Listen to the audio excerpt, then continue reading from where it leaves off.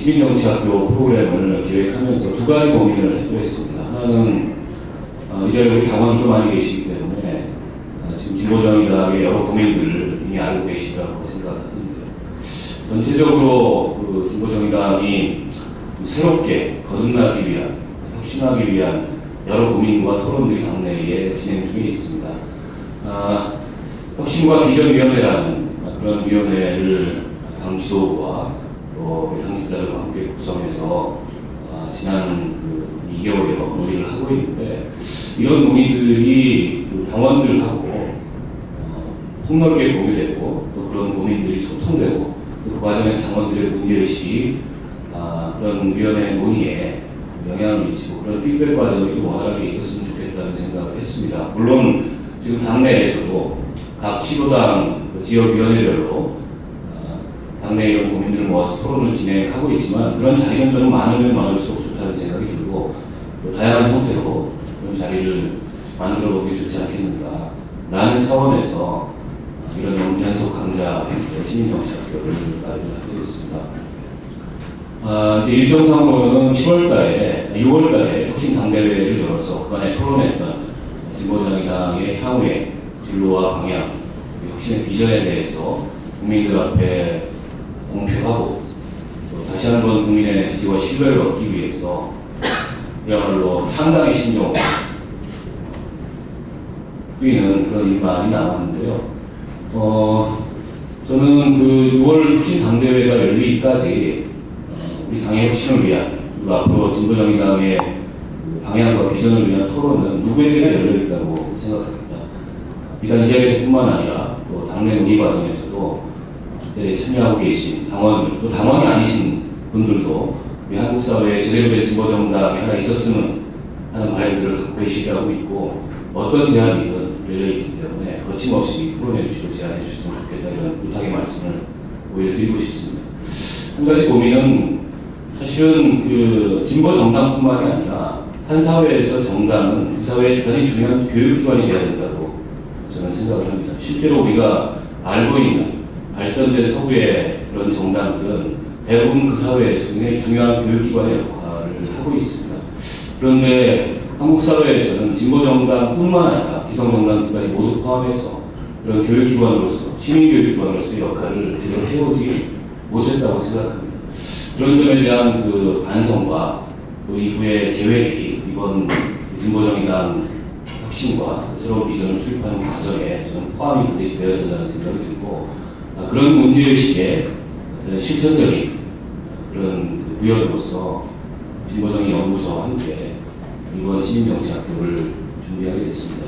그 연구소 보니까 당의 연구소가 그런 것 같다고 저는 어제 생각이긴 하지만, 그 하는 일이 두 가지가 그 외에 본연의 그 역할이 있다. 하나가 중장기적인 정책 비전을 만들어내는 것, 그리고 두 번째가 그 교육이는 아까 이제 버거스 의원도 말씀하셨지만 차기 리더, 차기 지도자를 길러내는 교육과 함께 시민교육을 해야 된다. 근데 이게 한국 사회에서 기성정당들의 시민교육이라는 게 별로 안 돼 있다고, 당원교육도 물론 거지만 시민교육이 안 돼 있는, 제대로 안 돼 있다는 데 아쉬움을 갖고 있던 차에 마침 이런 준비를 하게 되었습니다.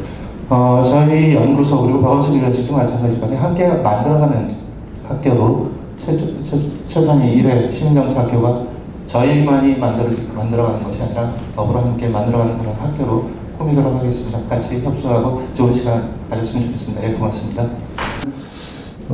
당에서도 지금 제2단계 창당 등 해서 진로에 대한 모색이 있고, 진보정의당 만드는 것이 아니라 다른 진보적인 정당들과 야당들까지도 다 지금 체제 개편 등 어떤 변화의 어떤 그런 이제 과도기 상태에 놓여 있습니다. 그래서 우리가 나아갈 길에 대해서 좀 중장기적인 전략 방향을 생각하는 기회는 굉장히 소중하다고 보는데, 그런 기회가 1회가 아니라 이렇게 연속으로 집중적으로 이루어지는 것이 굉장히 의미가 있는 것 같습니다. 그런 점에서 이 시민정치학교가 이때 이러한 주제로 교체된 것을 저는 굉장히 환영을 하고요. 이 자리를 마련하는데 애쓰신 우리 박원석 의원님, 그리고 또 진보정의연구소의 관계자분들, 또 조윤호 소장님을 비롯해서 수고 많으셨다는 말씀을 먼저 드리고 시작하겠습니다. 제가 듣기로 오늘 이 2시간 강의의 그 진행 방식이 1시간은 강의로 하고 나머지 1시간은 토론으로 이렇게 배치된 것 같습니다. 그러니까 단순히 강사가 할 얘기 충분히 하고 거기서 끝나지 않고 한 30분 정도 할애해가지고 질의에 응답하는 게 아니고 앞에 강의를 되도록이면 좀 이렇게 쟁점과 문제의식을 던지는 발제식으로 하는 게 맞는 것 같아요. 이런 경우에는. 그래야 뒤에 1시간짜리 대화가 굉장히 좀 의미 있는 토론이 되지 않을까 저는 그렇게 생각합니다. 그래서 1시간이면은 이 주제에 비춰 시간이 좀 빡빡하긴 하지만은 한번 이렇게 제가 아무래도 오늘 이 자리는 뭐 지식을 전달하는 자리보다는 저도 역시 이런 문제로 고민하고 있는 일선에 있는 활동가이기 때문에 그런 차원에서 문제의식, 고민 이런 걸 좀 가감없이 드러내는 방식으로 말씀을 드려볼까 합니다. 먼저 제가 말씀을 드리고 싶은 것은 저는 이제 일반적으로 이제 말씀을 뭐 여러분도 아마 여기 계신 분들도 아마 직업이나 처지가 좀 차이는 있겠지만은 이런 문제는 우리 내부의 문제가 아니라 국민들과 더불어서 하는 얘기이기 때문에 국민들과 얘기할 때 부닥치는 문제를 가지고 제가 한번 얘기를 해보겠습니다. 저는 제일 먼저 그런 얘기를 먼저 합니다. 잘 살면 복지국가로 갈 수 있는 얘기예요. 잘 살면 선진국이 된다는 얘기는 맞는 얘기입니다. 못 사는 선진국은 없기 때문에 잘 살면 선진국이 되는 겁니다. 물론 잘 산다는 말도 이제 꼬집어서 비틀면 여러 해석이 가능하겠지만 일반적으로 통용되는 거는 국민소득 높아지면 이런 겁니다. 국민소득 높아지는 게 다 잘 사는 거는 물론 아니죠. 다 잘 사는 건 물론 아닙니다만은 기본적으로 그 나라의 부를 이렇게 비교할 때 쓰는 방식이니까 국민소득 높아지면 선진국 되는 거죠. 우리가 왜냐면 국민소득 높은 나라를 선진국이라 부르기 때문입니다. 그러니까 이건 하나만한 얘기죠. 사실은 하나만한 얘기인데 선진국과 복지국가는 다르죠. 그래서 저는 항상 미국을 듭니다. 미국을 선진국이 아니라고 얘기하는 사람은 없습니다. 근데 어느 누구도 미국을 선진 복지국가라고 부르지는 않습니다. 세계 초강대국이라고 부르는 지언정 세계적인 복지국가다 혹은 복지국가다라고도 부르지 않습니다. 그러니까 선진국이면서 복지국이 아닌 그런 나라가 존재한다는 걸 미국을 보고 우리는 알게 됩니다. 그래서 잘 살면 선진국이 되는 것은 잘 사는 나라가 선진국이기 때문에 너무나 당연한 얘기지만 앞으로 우리가 잘 산다는 전제하에 계속 국민소득이 높아진다는 전제하에 잘 살면 복지국가가 되느냐? 아니다라는 거죠. 될 수도 있고 안 될 수도 있다 이거죠. 그렇기 때문에 우리 앞에는 어찌 보면은 하나의 길만 있는 게 아니라 두 개의 길이 놓여 있다라고 일반적으로 설명되기도 합니다. 미국으로의 길이 있는가 하면 미국이 아닌 다른 즉 선진국이면서 복지국가가 아닌 그런 나라로 가는 길이 하나 있는가 하면은 또 다른 길도 있다. 그 길이 현실 세계에서 찾으면은 아마도 유럽 혹은 더 좁혀서 얘기하면 북유럽 모델 국가들 그런 나라들 보면 좀 잘 살면서 선진국으로 갔어요. 복지국가로 갔으니까 그 길은 분명히 다른 길이다라는 거죠.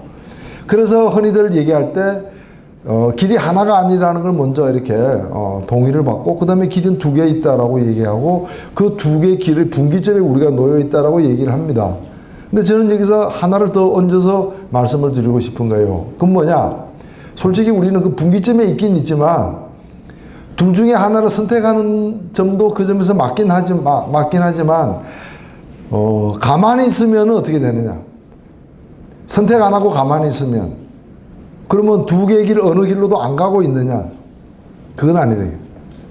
그러니까 우리 사회의 지금 상태가 선택 안 하고 가만히 있으면 자동적으로 미국의 길로 가게 돼 있다. 저는 그 점을 좀 오늘 이 자리에서는 강조를 한번 하고 싶습니다. 선택 안 하고 가만히 있으면 미국의 길로 간다. 그 얘기는 뭔가 하면은 이 도로는 옆으로 빠지지 않고 그냥 계속 가면은 미국의 길로 가는 도로에 우리는 올라와 있다는 거고 적절한 기회에 적절한 판단하에 옆길로 빠져야 유럽의 길로 갈 수 있다는 거죠. 그러니까 그냥 단순한 이제 길이 가다가 두 개 길로 딱 갈라지는 바람에 중간에 서가지고 일로 갈까 절로 갈까 이게 아니라는 거죠. 자동으로 미국 길로 가게 돼 있다.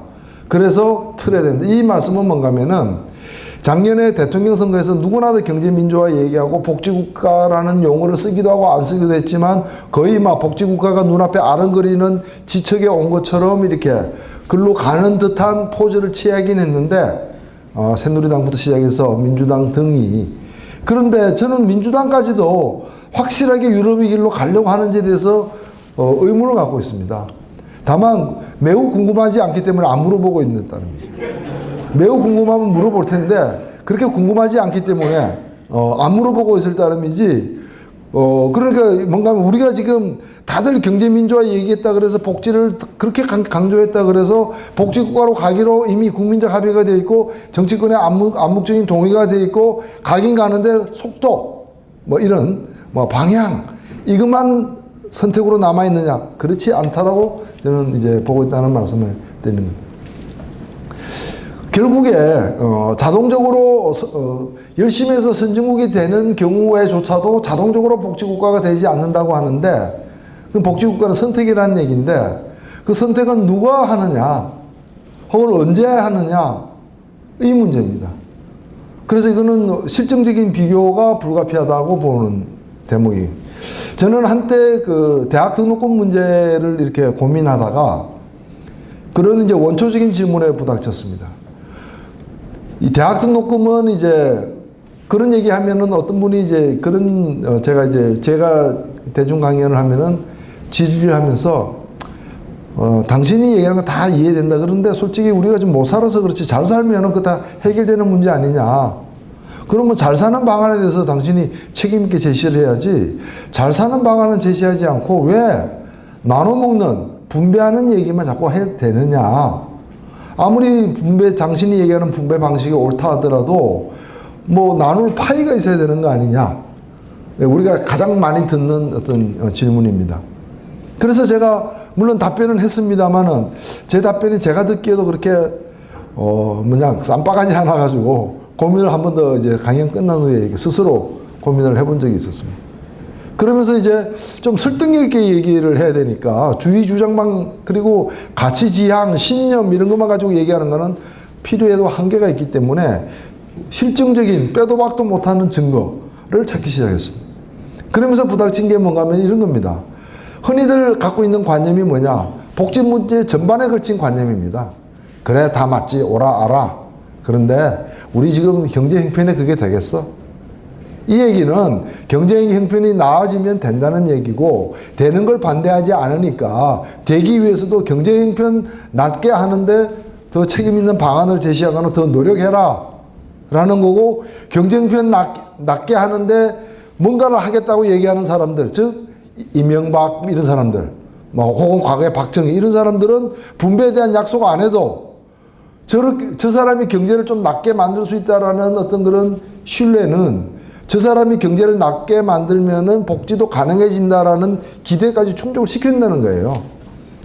근데 우리는 거기다 대놓고 그런 사람에 대놓고 다른 얘기 안 하고 이 사람은 복지 얘기 안 하고 있지 않느냐. 나는 복지 얘기를 한다.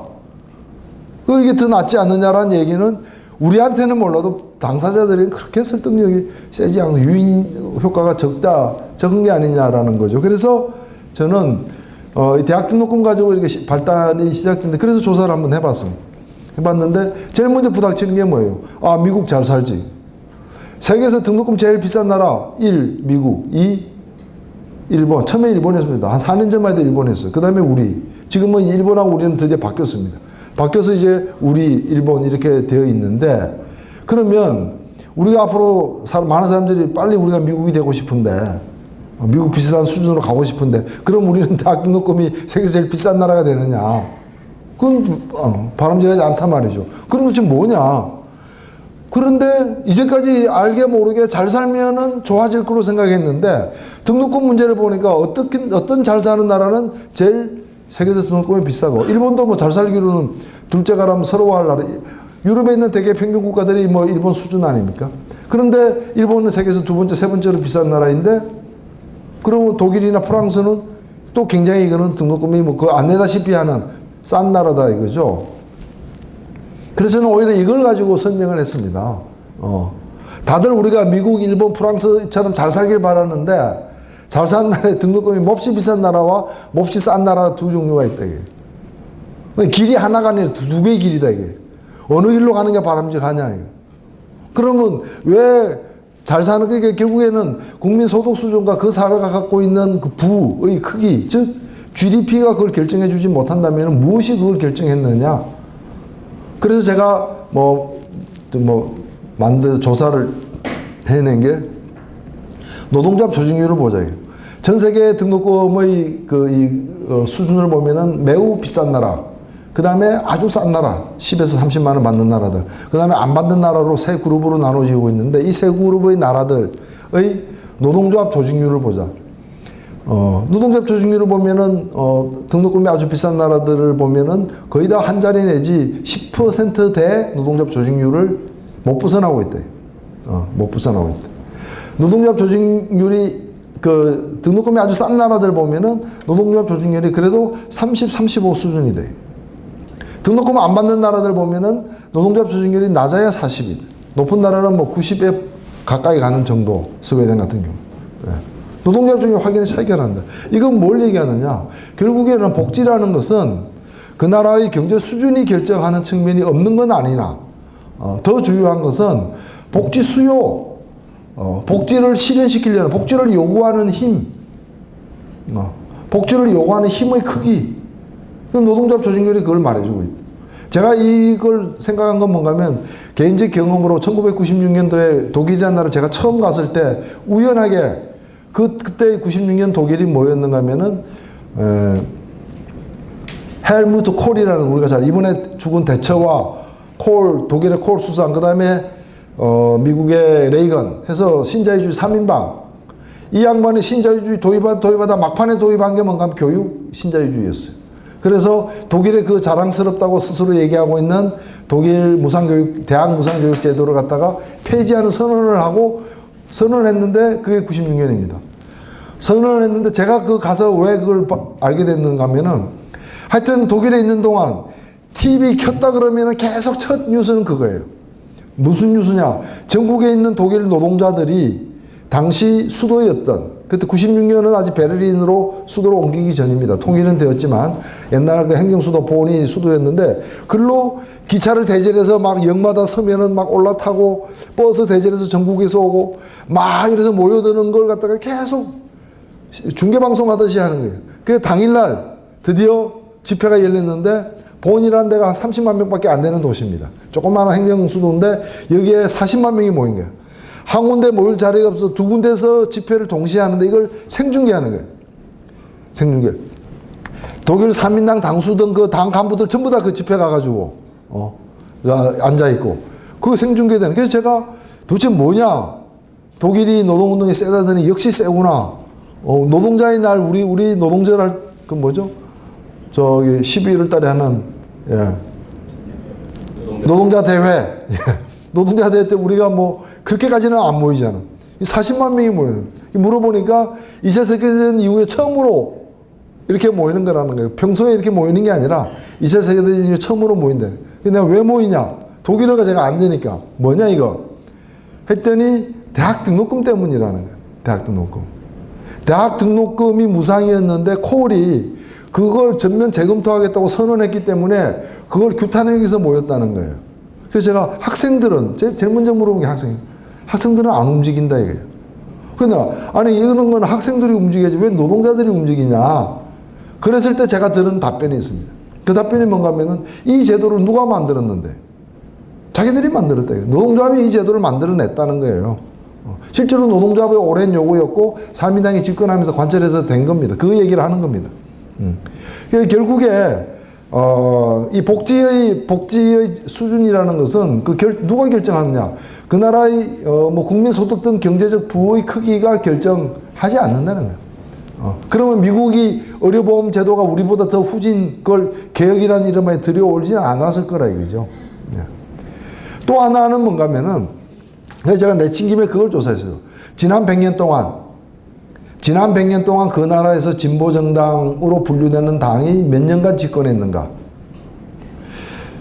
그걸 보면은 등록금이 아주 비싼 나라들은 집권한 적이 없음 내지 한 번. 일본 이번에 어저께 무력으로 다른 나라 강제로 쳐들어간 거는 그게 침략이라고 얘기했던 그 무라야마, 그 사회당 당수, 그 사람도 이제 뭐 일본 노동자 출신입니다만은 그런 정도 한 번 집권해. 미국은 집권한 적도 없는 거죠. 등록금 싸게 받는 나라들, 중부 유럽 쪽 나라들은 보면 지난 100년간 평균 23년 집권한 걸로 나옵니다. 23년. 그 다음에 등록금 아예 안 받는 나라들 보면 지난 100년간 40년 이상 집권한 거예요. 평균으로 보면. 결국에 대중조직이나 정당 조직이나 그 힘의 크기, 그 힘 때문에 복지가 당겨지기도 하고 안 당겨지기도 하는 거라는 의미에서 제가 아까 말씀드린 대로 가만히 있으면은 이거는 자동으로 미국의 길로 간다. 미국 길로 가는 건 미국처럼 되거나 아니면은 그 아류, 이제 멕시코처럼 험악하게 사회양극화가 벌어지는, 멕시코는 부자는 우리보다 훨씬 부자고 가난한 사람은 우리보다 훨씬 가난한, 더 가랑이가 찢어지는 나라로 이제 가는 거죠. 그 길이 우리에게 어찌 보면 예정된 길인데 그 길에서 벗어나려면 굉장한 액션이 필요하다. 파워가 필요하다. 그게 뭐냐? 그게 저는, 그게 뭐 우리나라에서는 일반적으로 제가 아까 본 지표는 당과 노동조합의 힘을 가지고 들여다봤습니다만은 여하튼 그게 당이든 노동조합이든 그게 아니면 제3의 무엇이라도 글로 끌고 가려는 강력한 어떤 파워가 형성돼야만 유럽의 길, 북유럽의 길로 갈 수 있는 거 아니냐. 이러면 그런 관점에서 이제 우리나라 진보정당의 뭐 아까 저한테 주어진 제목은 어제 오늘 내일 그래서 제가 사흘만 얘기하면 되나 이렇게 생각했는데 그런 뜻은 아닐 것이고 그때서 뭐 과거 현재 미래를 다 말씀드리기는 어려운 것 같고 그 아주 옛날 얘기는 뭐 안 해도 될 것 같습니다. 우리나라는 일종의 그 유형으로 보면은 1945년 2차 세계대전과 동시에 이제 그 독립한 나라이긴 하나 정치 민주화가 굉장히 지체되어서 뒤늦게 시작한 나라들 중에 한 나라인 거죠. 그러니까 뭐 거의 우리는 80년대 말에야 되었으니까 거의 다른 나라 비교해보면 아마 그렇게까지 늦게 2차 세계대전 끝나고 25년 정도 흐른 후에야 민주화가 진행된 나라가 거의 뭐 우리나라하고 브라질 정도가 될 것 같습니다. 그래서 우리나라의 진보정당과 관련해서 이 얘기해야 될 건 뭔가면은 정치 민주화가 늦었다는 것. 정치 민주화. 이 얘기는 무슨 얘기인가면은 이것도 이제 좀 정당을 발생사 차원에서 이렇게 그 관찰을 해보면은 정치 민주화가 덜 이루어졌을 때 일반적인 이제 반독재 정당들 속에서 진보 정당이 독자적인 블록을 형성하는 경우가 있는데 그런 경우는 거의 다 그 이전부터 진보 블록이 형성되어 있었던. 그러니까 러시아에서 소비에트 혁명이 일어나고 막 이럴 때, 아니면 코민테른이 막 이렇게 국제적인 활동할 때 이미 그 나라의 사회주의 정당이나 무슨 그런 블록이 형성되어 있었던 나라들 아니고서는 대개 신생 진보 정당을 반독재 투쟁 기간 동안에 만든 경우가 거의 없습니다. 거의 없다. 그러니까 이건 정치 민주화라는 것은 사실은 주로 이제 그 부르주아 민주주의 이런 걸 제도적으로 실현한다는 차원에서 진보 정당이 딴 데하고 결별해가지고 독립적으로 존재해야 될 어떤 근거나 바탕이 그렇게 강하지가 않습니다. 우리도 그 경험을 많이 했던 겁니다. 우리도. 브라질 같은 경우도 마찬가지예요. 브라질에도 군부 독재 기간 중에 군부 독재가 시작되기 전부터 있었던 브라질 공산당이라거나 이런 당들, 노쇠했지만 그런 당들은 계속 있었어요. 탄압받으면서도. 계속 있었지만은 그런 당들이 거의 뭐 간판만 있고 기능을 못 했는데 그걸 대체하는 진보정당 이런 거는 꿈도 못 꿨던 거예요. 다 이제 군사독재 반대하는 데 힘을 모아야 되니까. 그러니까 우리나라 같은 경우에는 이제 진보정당이 정치민주화가 이제 제대로 어느 정도 좀 실현되면서 그러니까 군부가 이제 어쨌든 좀 물러서면서 시작했다는 그런 이제 특징을 갖기 때문에 이런 나라들의 진보정당은 과거 진보정당의 전통을 잇거나 무슨 인적으로 이렇게 승계되거나 하는 그런 게 없이 그냥 완전히 새로운 바탕에서 새롭게 이제 만들어지는 그런 경우에 우리가 속한다라고 이제 볼 수 있습니다. 두 번째는 뭔가 하면은 제가 말씀드리고 싶은 것은 한국 특유의 상황적 조건이 이제 있습니다. 그래서 제가 이제 뭐 저희 좀 개인적인 얘기, 뭐 개인 사생활 얘기가 아니라 개인적 관점에서 이제 진보정당 운동을 어떻게 생각했는가를 한번 말씀을 드리고 싶습니다. 제가 1995년도에 그 여러 어떤 요구도 있고 해가지고 그때는 진보정당 95년도니까 이제 민중당이 실패하고 한국노동당 준비위원회도 실패하고 새로운 당은 안 만들어지고 있던 그런 상태에서 제가 쓴 글이 한국진보정당 운동의 과거, 현재, 미래입니다. 그러니까 오늘 강연 제목하고 비슷한데 그때는 사실 그게 막스가 쓴 이 작은 글 중에 보면은 노동조합 그 과거, 현재, 미래라는 팜플렛이 있습니다. 그걸 이제 제가 모방해가지고 지금에 실토합니다. 그래서 이제 하여튼 뭐 그런 식으로 해서 고찰해 보려고 이렇게 뭔가면 지나간 일을 반성하고 현재를 규정하고 미래에 나갈 바를 제시한다는 취지에서 했던 건데 그때 그런 얘기를 했습니다. 왜 민중당까지 실패했는가? 그리고 그 실패는 지금은 아무도 관심 없는 대목입니다만 당시에는 진보정당을 하는 사람들에게는 트라우마와 같은 엄청난 악몽과 같은 상황이었어요. 저는 이제 첫 번째 뭔가면은 이른바 그 진보적 지향의 어떤 그 운동 세력들이 이 문제와 관련해서 첨예하게 나눠져 있었어요. 그러니까 다수 정치 세력들의 동의 하에 진보정당이 추진된 게 아니고 거의 한 정파, 사실상 한 정파의 판단과 의지로 출발했다는 것이 엄청난 그 이후에 진보정당의 어떤 순탄한 발전에 장애가 되는 많은 문제들이 발생했다는 거예요. 1995년을 기점으로 그때까지 이 다양한 크고 작은 진보정당 운동이 죄다 실패하고 실패한 후에도 다시 진보정당을 못 만들고 있는 이 상황은 어디서 연유된 것인가? 그게 바로 이제 그런 이제 여러 정파들의 어떤 동의와 협력의 기초에서 진보정당이 시작하지 못했다라는 것. 두 번째는 이제 형식적으로 보면은 노동자들의 참여가 꽤 있었지만 노동조합 공식 조직, 대중 조직의 어떤 역시 공식 결의에 기초하지 못했다라는 겁니다. 95년도는 민주노총은 없었습니다. 민주노총 준비 단계에 있었고 사실상 뭐 민주노조 운동의 양대축이라고 볼 수 있는 전노협과 업종회의 뭐 이렇게 돼 있었던 상황인데 그러한 조직들의 공식 동의에 기초하지 못했다는 거예요. 알려진 것과는 달리 민중당이 지구당이 약 뭐 150개가 넘었는데 그 중에 절반은 지구당 위원장이 노조 간부 출신이었어요. 노동운동 출신이었어요. 실제로 전노협 중앙위원회 절반이 민중당과 한국노동당 당원이었어요. 그래서 그 당사자들로서는 우리도 노동운동에 꽤 기반하고 있다고 주장할 만은 했지만은 실제로 해보니까 그건 아니라는 거죠. 그런 걸 의미하는 것이 누가 노동자가 몇 명이냐의 문제가 아니라 그런 대표적인 조직의 공식 결정에 기초해서 이 진보정당이 가느냐 안 가느냐에 따라 많이 달라진다는 거. 세 번째로 얘기하는 거는 이제 그 당시까지만 하더라도 이렇게 좀 존재를 했던 이제 국가보안법과 기존 선거법의 이제 문제였어요. 그 중에서 세 번째는 우리 힘으로 당장이 어떻게 되는 게 아니라면 앞에 두 가지는 진보정당을 만들려고 하는 사람에게는 과거의 실패로부터 교훈을 반드시 얻어야 되는 대목이 아닌가 저는 그렇게 판단했습니다. 앞에 부분, 첫 번째 부분은 결국에는 뭐 그 당시 운동권적 관념에서는 NLPD에 함께 해야 된다라는 결론으로 저는 도달해요. 그래서 거기서 한 걸음 더 나아가서 전국연합에 있는 분들하고 같이 하자라고 설득하는 게 주요할 수밖에 없었다.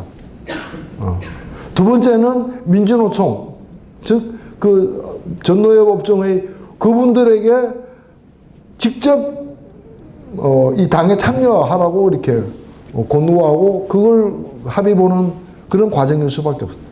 근데 그것이 다행히 이제 그런 것들이 97년 대통령 선거를 앞두고 대통령 선거를 가지고서 후보 내는 운동체로 만들고 이걸 가지고 당을 만들어 나간다는 그런 프로그램의 폭넓은 동의가 그 이전과 달리 이루어졌습니다.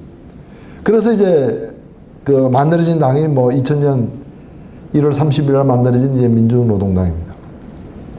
오늘의 시점에서 이 플랜은 깨진 거 아니냐 하는데 저는 사실은 이 플랜이 완전히 깨지고 이제 전혀 다른 새로운 프레임으로 가야 된다고 아직 보지 않는 사람이. 제 개인 견해는 그렇습니다.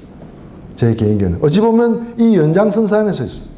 다만 이것이 NLPD와는 정파로 이렇게 묶여지는 건 아니어야 된다. 그러나 최대한 같이 갈 수 있는 진보 세력들이 함께 가야 된다라는 거. 또 그 이전의 대전제로서 진보라는 그런 가치와 노선을 갖는 독자 흐름을 만들어내자라는 겁니다. 그리고 여전히 노동 문제가 주요한 대중적 기반이 돼야 된다는 거예요.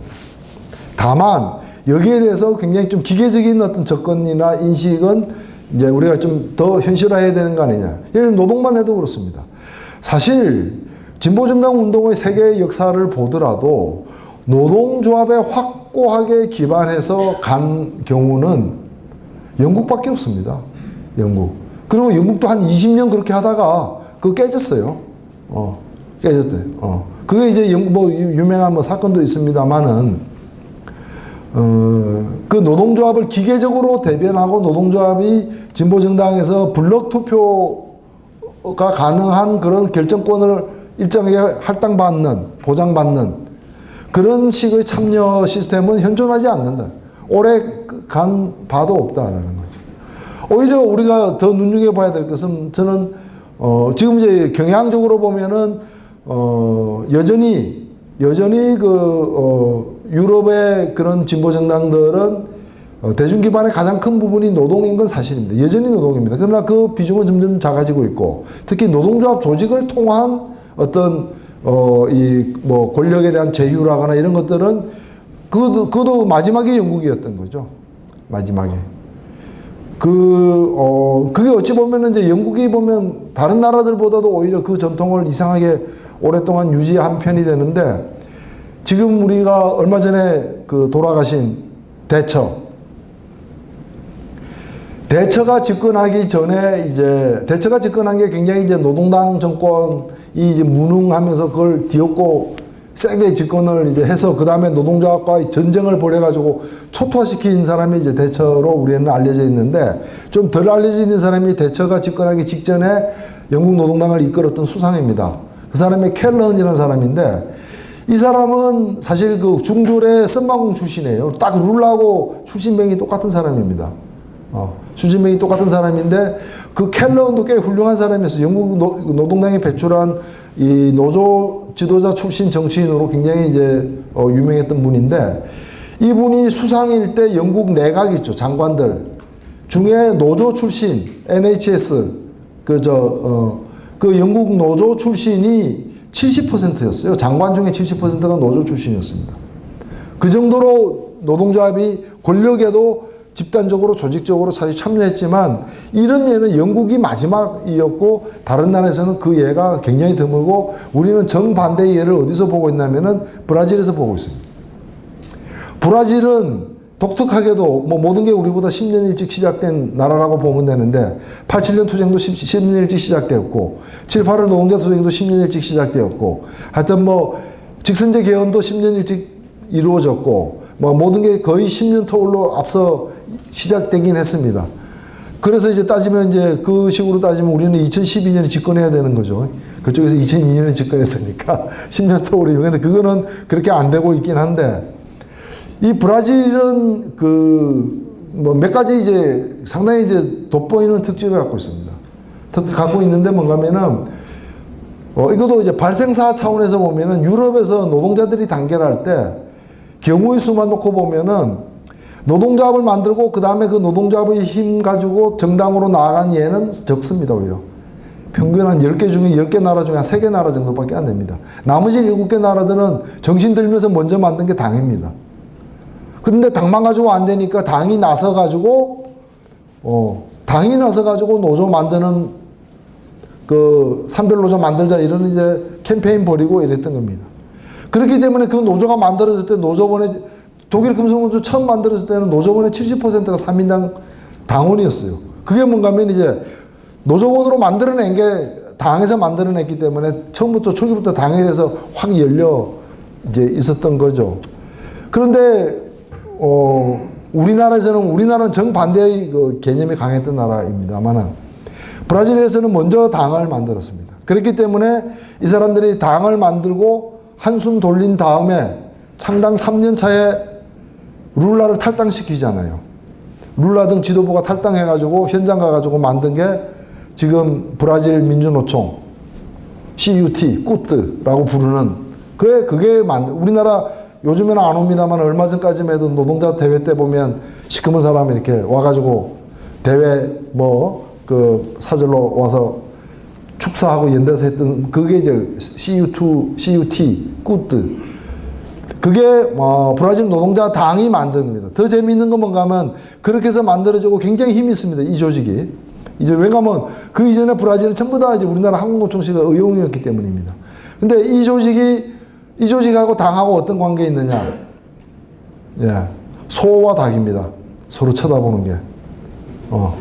소와 닭입니다. 예. 소와.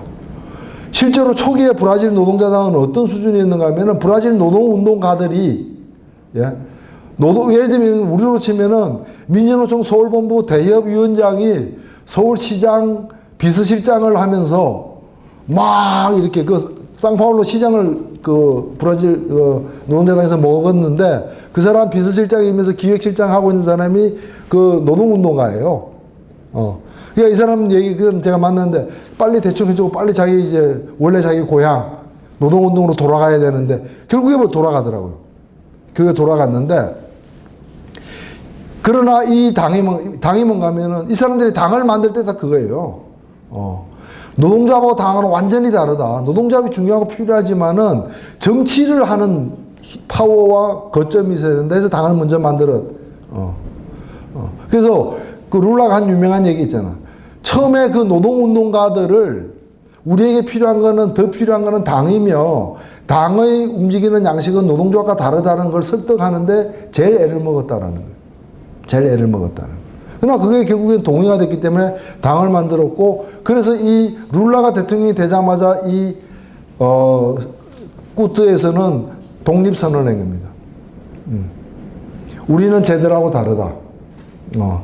이제 우리 배타적 지지 안 한다. 대통령이 됐기 때문에. 그게 자기들한테도 이롭지 않고 룰라한테도 이롭지 않다 이겁니다. 그래서 자기들은 굉장히 프리하게 지지할 수도 있고 지지 안 할 수도 있고 욕할 수도 있고 다 하겠다. 이렇게 해버린. 완전히 독립.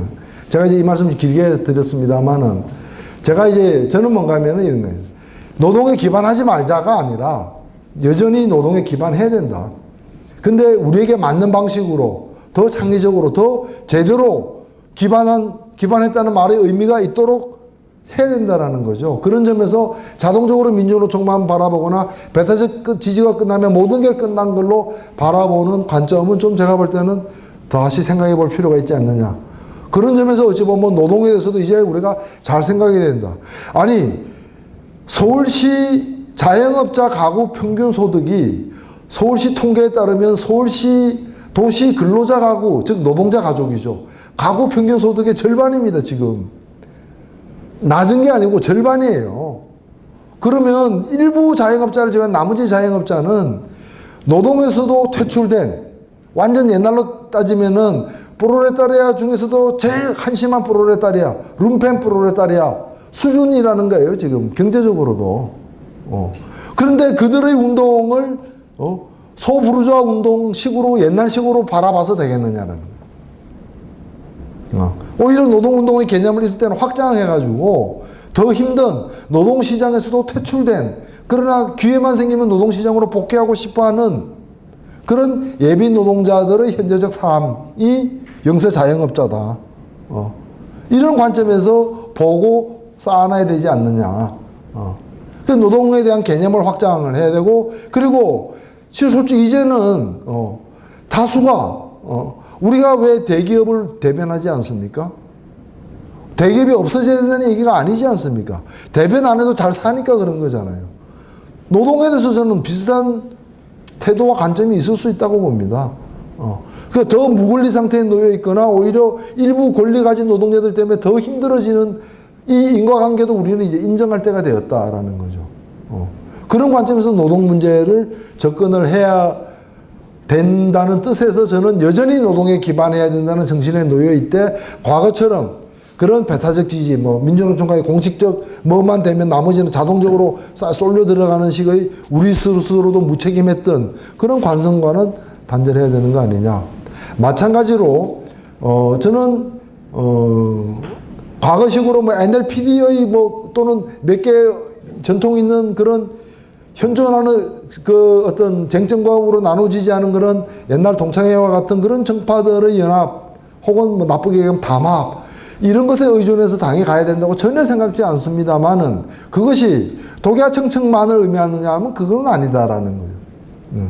그런 점에서 과거의 기본 생각은 그대로 이대 그 구체적 내용에 있어서는 굉장한 환골탈태가 필요하다고 느끼고 있습니다. 그런 점에서 저는 95년도에 제가 가졌던 생각은 돌이켜보면은 그 이후에 제대로 실천 못한 것도 있겠지만 기본적으로 여러 가지 이 많은 문제를 잉태하는 지점들이 있었다는 걸 시인합니다만은 그럼 지금 어떻게 할 것이냐가 또 이후에 어떻게 나아가야 되느냐가 더 중요하다는 차원에서 보면 이제 저는 기본적으로 가야 된다. 예를 들면은 제가 뭐 오늘 뭐 민중의 소리인가 보니까 뭐 노회찬 드디어 이제 그 빅텐트론을 수용했다. 이제 진보정의당은 드디어 이제 맛이 간다. 맛이 간다. 이제 뭐 그런 식으로 바램인지 뭔지 참 근데 하여튼 요새 언론들이 걱정입니다. 뭐 저 종편은 종편대로 사고치고 예. 그런데 사실 그때 제가 얘기를 한 게 뭔가 하면 빅텐트론에 대한 반대였어요.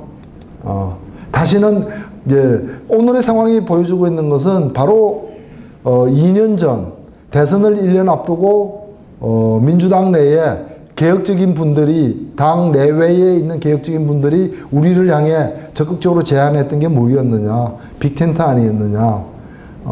그때 우리는 뜻이 있어서 안 들어갔지만 지금 생각해도 안 들어가기 잘했다 생각한다. 지금 그거 들어가자고 얘기하는 분들도 없고 그거 주창했던 분들 지금 그 얘기 안 하고 있지 않느냐. 앞으로도 그런 얘기는 없다. 오히려 빅텐트에 내볼 때 관심이 있는 거는 제가 볼 때는 오히려 안철수 쪽이다.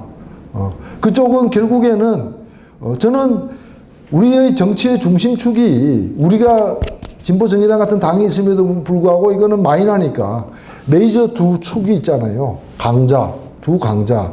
이 두 강자가 정치를 계속 해온 게 문제라고 본다.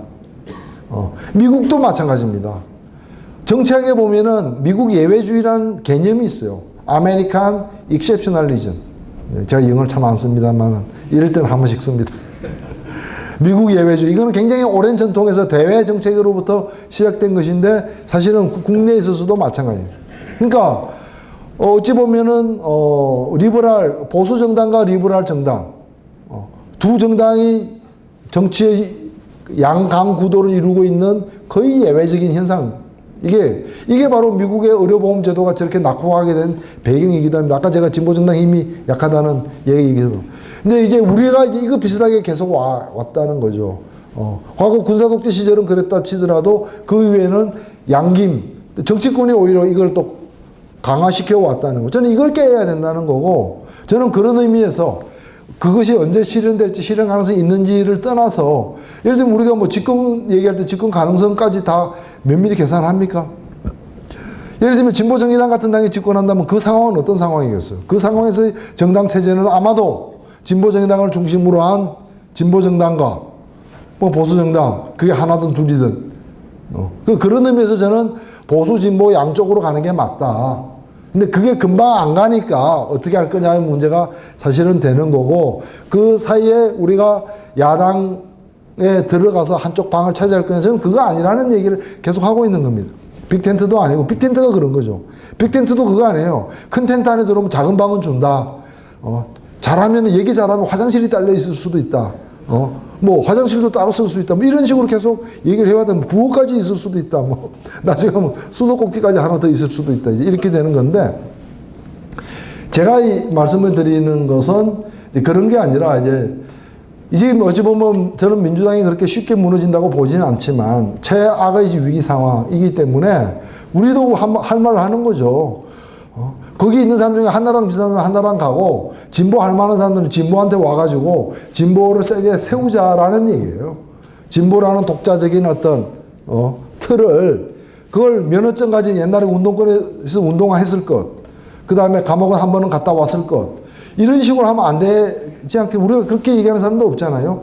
한 번도 딴 당에 가본 적이 없는 사람. 뭐 이런 그건 아니기 때문에 지금 현재 앞으로도 그렇고 진보적 가치를 중심으로 해서 정치 활동을 할 사람이라면 일로 다 오라는 뜻에서 사실은 한 얘기고 그런 생각은 변함이 없습니다. 사람이 언제 어떻게 될지 모르겠지만 저는 아직은 변함이 없고 이 정도 같은 생각 가져왔으면 앞으로도 크게 변할 가능성은 적지 않겠습니까? 예, 그런 관점에서 이 문제를 보는 거고 제가 볼 때는 그래서 이 진보 정당의 미래가 결국에는 제가 볼 때는 다른 게 없어요. 어떤 분 보면 요즘에 아주 묘한 얘기를 합니다. 이념에 집착하고 기득권에 집착하고 낡은 것에 집착하고 이건 다 헌정치다 이거죠. 그래서 새 정치를 해야 된다 이런 얘기를 갖다가 하는데 이 얘기는 굉장히 중요한 거가 빠뜨려져 있는 거죠. 실제로 다른 나라 세계사가 증명하는 것처럼 지금도 마찬가지입니다. 지금도 보면은 결국에 선진 복지국가의 정치는 뭘로 이루어집니까? 정치 민주주의 가지고 이루어지지 않습니다. 경제 민주주의 가지고 다툽니다. 그럴 수밖에 없는 거예요. 경제 민주주의 가지고 이렇게 할 거냐 저렇게 할 거냐 다툰다. 언론 자유, 고문 문제, 그 다음에 권력 승계의 합법성 이런 게 보장이 안 된 나라들은 그것이 선결적 과제가 될 수밖에 없으니까 그거 가지고 싸울 수밖에 없고 독재냐 민주냐로 싸울 수밖에 없기 때문에 이른바 좌파 진보 이런 부분이 설 자리가 그렇게 크지 않을 수 있는데 기본적으로 그것이 어느 정도 해결된 상태에서는 경제 민주화 가지고 싸울 수밖에 없기 때문에 저는 이제 경제 민주화가 첫 지배적 이슈가 된 게 지난번 대선이라고 생각합니다. 그 전초전이 이제 2011년 지방선거 2011년 지방선거 보궐선거였다고 이제 보는 거고요. 그렇기 때문에 앞으로 그것이 전면화되면은 필수적으로 워낙 한국 정치가 낡았기 때문에 새 정치 한다는 말만 가지고도 막 많은 사람을 감동을 주기도 하지만 실제로 본격적으로 거풀을 베끼고 보면은 결국에는 어디서 갈라서게 되느냐. 영남 호남으로 안 갈라쓴다 이게. 이거는 억지로 정치인들이 갈라서게 만든 것이지 국민들은 그렇게 안 갈라선다는 거죠. 이미 호남의 30% 이상, 영남의 40% 이상이 서로 엇갈린 정당 선택을 하고 있는 게 드러나고 있다는 거죠. 그렇다면 결국에는 경제민주화의 여기는 정답이 없어요. 왜? 개인의 처지에 따라서 다 선택이 다르기 때문에 모든 국민이 지지해야 될 정답이 있는 게 아니라는 거죠. 예를 들면은 우리가 GDP 중에서 함께 쓰기 위해서 쓰는 비율이 27%인 나라입니다. 우리나라가. 미국이 35%, 프랑스가 50%, 스웨덴이 53%인 나라인데 이 27%를 늘릴까 줄일까 그대로 유지할까가 이제 이런 게 경제민주화의 핫 이슈가 되는데 앞으로 이거는 정답이 없어요. 개인이 자기 재산 상태나 수입의 수준에 따라서 다 희망이 달라지는 거예요. 그렇기 때문에 상대적 다수가 뭘 원하는가를 정치적으로 조직하는 능력, 그게 이제 정치의 핵심이 이제 사실 되는 것일 수밖에 없습니다. 그런 관점에서 보면 제가 볼 때는 진보 정당에게 또 한 번의 기회가 있다라는 거죠. 기회가. 물론 이 기회는 모든 걸 자동으로 보장해 주는 건 아니라는. 그래서 저는 경제민주화에서 승부를 봐야 되고 경제민주화와 관한 한 가치와 철학과 노선이 같다면은 모든 걸 불문하고 함께 할 수 있어야 된다는 모든 걸 불문하고. 그래서 이 문제와 관련해서 우리는 좀 더 자신감을 갖고서 하다 안 되면 우리 후배들이 하면 되잖아요. 우리 후손들이 하면 되잖아. 왜 내가 모든 걸 다 하려고 내가 방향을 바꾸려고 그래? 그렇잖아요. 그래서 이 부분과 관련해서 좀 자신감을 갖고서 더 당당해질 필요가 있다. 그런 점에서 시야를 더 넓힐 필요가 있다. 같이 하는 세력에. 왜 같이 하는 사람에 대해서 늘 진보신당 아니면은 저기 통합진보당 아니면 사회당만 생각하냐 이거예요. 그분들이 제가 덜 중요해서가 아니라, 그거 말고는 우리는 천에 고하다, 이제. 자꾸 너무 그렇게, 그래서 어디 고아원에서 만난 친구들만 자꾸 생각하는, 그럴 필요가 뭐가 있느냐. 오히려 더 당당하게 노선, 지금 몇 명이 모이는 그거보다도 더 당당하게 그 노선을 중심으로, 치고 나가야 된다. 저는 그랬습니다. 그런 점에서 보자면은 저는 진보 정당 운동의 과거에서 또는 현재에서 우리가 잘 판단해야 될 게 있다. 저는 어느 세력이든 강점이 있으면 약점도 있다고 봅니다. 정도의 차이, 내용의 차이는 있겠지만 기본적으로 우리가 병법이라는 게 강점을 키우고 약점을 최소화시키는 거잖아요. 근데 저는 우리가 진보 세력이 갖는 그 특유의 강점을 잘 살리지도 못했고 또 우리가 어쩔 수 없이 갖게 된 약점을 빨리 좀 감추거나 없애야 되는데 그걸 또 너무 이렇게 키워온 그런 부분들이 굉장히 후회가 많이 된다는 거고 이제는 그런 점들에서 냉정하게 좀 봐야 된다는 거죠. 그래서 저는 그런 어떤 혁신을 위한 다양한 노력 중에 일부는 노선과 무관하게 이제 필요한 혁신의 대목이 있을 것이고 문화 등 일부는 노선과 연관되어서 나타날 수밖에 없는 그런 또 혁신의 문제가 있다는 거고 그래서 오늘은 이 강의가 제가 뭐 한 10분만 더 7시 10분에 시작했으니까 정확하게 60분을 8시 10분에 마치겠는데 이 강의 이어지는 것이 주로 있는 그 복지 정책에 관련된 노선에 관련된 부분이기 때문에 과감하게 그와 좀 덜 관련된 혁신 분야는 제가 생략을 하고 나중에 혹시 뭐 토론 과정에서는 필요할지 모르겠습니다만은 이 정책과 관련해서는 몇 가지 말씀을 사실 드리고 싶습니다. 드리고 싶은데 이제 크게 이제 복지를 보는데 저는 이제 이게 구조적으로 이렇게 좀 이해하기 쉽게 보면은 복지에는 크게 분야가 두 개의 경제 민주화에는 크게 두 개의 분야가 있습니다. 우리 현실도 마찬가지입니다. 하나는 뭔가 하면은 시장의 문제입니다. 시장의 문제. 그 하나는 분배의 문제입니다.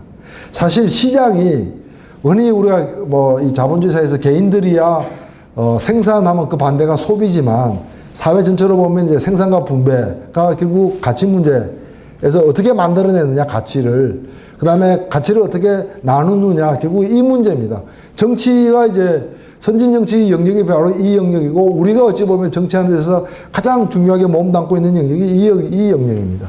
이 영역인데 이 영역이 묘하게도 현실로는 시장이라는 것과 분배라는 차원에서 즉 복지라는 차원에서 우리에게 다가서는 부분인데 이 시장이 어찌 보면 사실은 부의 그 창출하고도 굉장히 밀집이 연관이 되어 있습니다. 이게 연관이 되어 있고 그 다음에 이 부분은 이제 완전히 이제 복지는 이제 분배 분야인데 시장에서의 공정성 그리고 분배에서의 정의 거꾸로 해도 마찬가지입니다. 이거는 사실 둘 다 정의의 문제인데 그걸 세워내는 거고 이제 그걸 가능한 한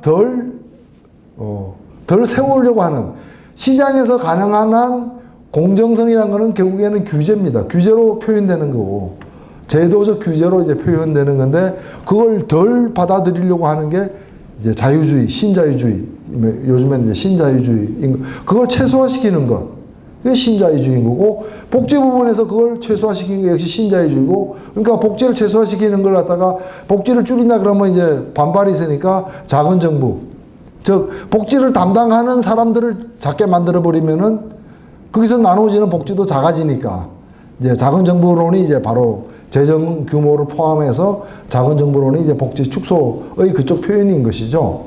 그쪽 표현인 거고 이쪽에서는 이제 우리로 치면은 이제 뭐 헌법 119조 2조를 막 강조하는 게 시장의 공정성을 강화하는 거라면 저쪽 입장에서는 이제 노동시장의 유연화, 노동시장의 유연화 말 좋죠.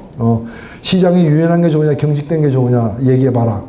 뭐 이제 그쪽에 레토릭의 정치라는 건데 전략적 유연성 같은 거 비슷한 거죠. 이제 주한미군의 전략이 유연해 쓰겠느냐 경직되어 쓰겠느냐 하면 다 유연한 게 좋다 그러죠. 이제 근데 저는 우리 지금 의뢰 문제 있죠. 최근에 진보정의당에서 이제 중소상공인 자영업자위원회를 만들었습니다.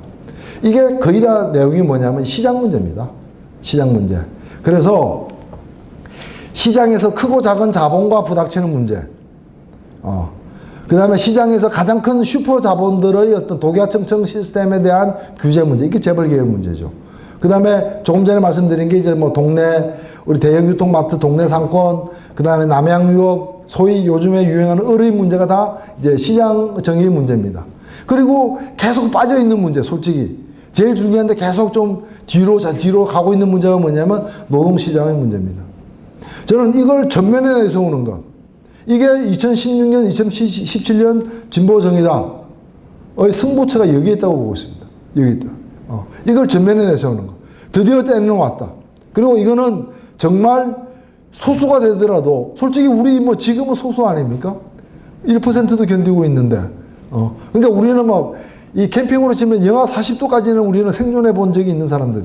그러니까 빙하기가 오기 전에는 우리가 뭐 더 힘든 우리 내한 온도가 그 정도는 되는 이제 우리 훈련이 된 사람들이에요. 그래서 나는 이 문제에서는 한 우리 사회의 소수라면 그래도 이런 거 25% 내지 30%의 소수가 되더라도 그건 우리 입장에서는 엄청난 다수니까 여론상 30%로 밀리더라도 이걸 전면에 내걸고 제대로 싸우는 철학까지 그렇게 해야 뭐 좀 된다고 저는 봅니다. 그렇게 안 하고 눈치 딱 보다가 저기서 5 하면 우리는 6, 0세에서 5세 이러면 우리는 0세에서 7세 그런 식으로 해가지고는 우리가 가진 또 그 능력에 대한 평가가 있기 때문에 세게 지른다고 해서 될 문제는 아니라고 보고 오히려 이 철학과 정신을 담아가지고 가요. 그래서 이 시장에서의 문제는 노동시장의 문제를 가지고 얘기를 해야 된다 봅니다. 그리고 이 얘기를 가지고서 해야지 그냥 예를 들면은 노동자 중심성, 노동자가 중심이어야 하니까 라고 얘기 시작하면 왜 중심이어야 하는데 우리 내에서도 동의가 안 되잖아요. 그런 얘기는 백날 해봤자 1미터도 못 나가는 얘기라 이거예요. 노동시장이 지금 이래도 말이 되느냐. 제가 오늘 호주에서 최저임금제를 정하는 그 내용을 갖다가 이제 좀 봤습니다. 호주 정부가 임금을 어떻게 정해 가느냐. 근데 놀라운 게 호주 정부는 최저임금 발표할 때 두 개를 발표를 해요. 정규직 최저임금과 비정규직 최저임금. 최저임금도 정규직은 최저 얼마여야 되고 비정규직 최저 얼마인데 문제는 비정규직이 더 높다는 거예요. 그러니까 우리가 알고 있었던 게 맞는 거예요. 복지가 이제 워낙 복지나 수당에서 뒤처지니까 같은 동일 노동에서 임금을 책정할 때 비정규직 임금을 더 높게 책정하는 게 오늘 확인됐어요. 뭐 저로서는 다시 한번 확인한 건데 그런 이제 이 노동시장 문제, 노동시장이 어찌 보면 가장 많은 국민이 시장에 가는 게 노동시장 문제잖아요. 자기 노동력 파는 문제니까. 그래서 이 문제로부터 노동현실까지 이렇게 다뤄 나가는 그런 접근이 이제 필요하지 않느냐. 그런 점에서 저는 조심스럽게 드리는 말씀이지만 노선의 전환이 아니고요. 좀 설득력 있게 가기 위해서 그런 겁니다. 예를 들면은 독일에서 비정규직이 처음에 법률적으로 불허됐어요. 비정규직을 못 두게 돼 있었습니다. 그게 도입되는 과정에서 가장 큰 역할을 한 게 독일 금속노조입니다. 금속노조가 사정 해가지고 원래 안 되게 돼 있는 비정규직 도입을 법률적으로 허용하도록 만들었. 그리고 그렇게 된 이유가 뭔가 하면은 이 문화 생활 패턴의 변화로 인해 가지고 과거에는 독일도 애 낳으면 전부 다 여자가 보고 가사노동 여자하고 이런 식이었는데 남자도 이제 애를 봐야 되는 상황. 근데 애 보는 것 때문에 내가 직장까지 다 팽개칠 수는 없는. 그럼 한시적으로 파트타임 근로가 가능하되 임금은 보장되는. 노동시간이 작으니까 임금은 줄어들어도 시간당 내 임금은 원래대로 받고 싶은. 그런 속에서 이 파트타임 근로가 불가능했던 그동안에 굉장히 엄격했던 그 제도를 갖다가 바꾸는 게 노동조합 쪽의 요구에 의해서 먼저 검토되기 시작했다는. 지금도 벤츠 자동차가 여름 휴가 기간에도 돌아가는데 그때는 주로 대학생 파트타임 노동자들이 투입되는데 그들이 그 숙련도도 떨어지는 그들이 원래 정규직 노동자들 같은 일을 하던 정규직 노동자와 같은 임금 준다는 거 아니에요. 그렇다면은 우리가 정규직 폐지가 맞는데 정규직 폐지가 실현 가능하냐? 우리가 집권하면은 그게 5년 안에 실현 가능하나? 가능하다면 모릅니다. 가능하지 않다면은 1차로 비정규직인 이유로 차별을 안 받는 식으로 해서 자기 여건에 맞게끔 근로시간을 선택하는 이게 자업쉐어 얘기하면 결국에 근로시간인 게 신축적일 수밖에 없는 거 아니에요.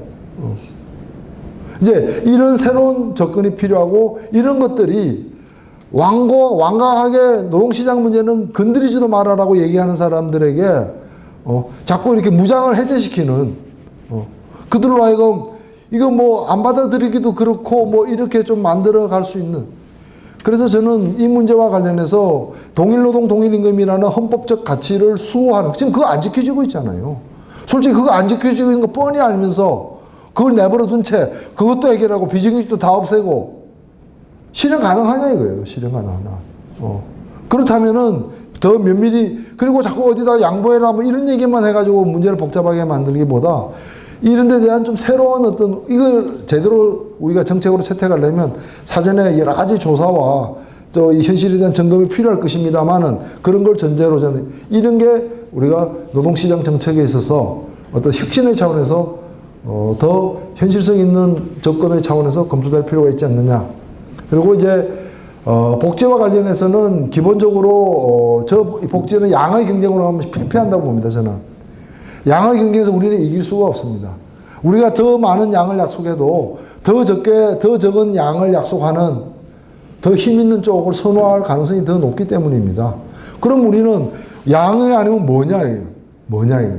그런 점에서 저는 복지 정책이라는 거는 정치 중에서 가장 많이 왔다 갔다 할 수 있는, 한 당도 버드나무 가지처럼 경기가 좋을 때 경기가 나쁠 때 여러 가지 상황에 따라서 왔다 갔다 할 수 있는 거기 때문에 저는 일관된 하나의 철학으로서 복지하면 적이다. 원래 복지는 정치인이라면 다 떠들지만 원조는 적이다. 정통은 적이다. 저기는 그래도 조미료는 안 친다. 그래서 때로 맛은 없지만 건강에는 확실히 좋다. 뭐 이런 나름대로의 브랜드를 만들어 나가야 되고, 그런 점에서 시간이 걸리더라도 너무 조급하게 아무 준비 없이 가다가 선거 때 그냥 벼락치기로다가 공약을 만들어내가지고 만들어내면은 여기저기 비슷비슷한 것밖에 안 되는 게 아니라 실제로 깊이 있는 조사와 연구를 해서 2016년, 17년 정도에는 정말 철학에 기초한 복지국가로 가는 길, 메이드인 진보정의당, 진보정의당이 만든 이 복지국가 교과서, 이제 이런 것들이 만들어져야 된다. 그래서 우리가 이제는 단편적인 복지 경쟁보다는 조금 신문에 덜 나오더라도 참고 어차피 우리 승부는 2016년, 17년이 그 전에 승부 잘 안 납니다. 뭐 그 전에 꿈 깨세요. 깹시다 우리. 꿈 깨고 잘못하면 2016년, 17년도 우리에게 신기루가 될 수가 있다. 사실 그거 걱정하는 거잖아요.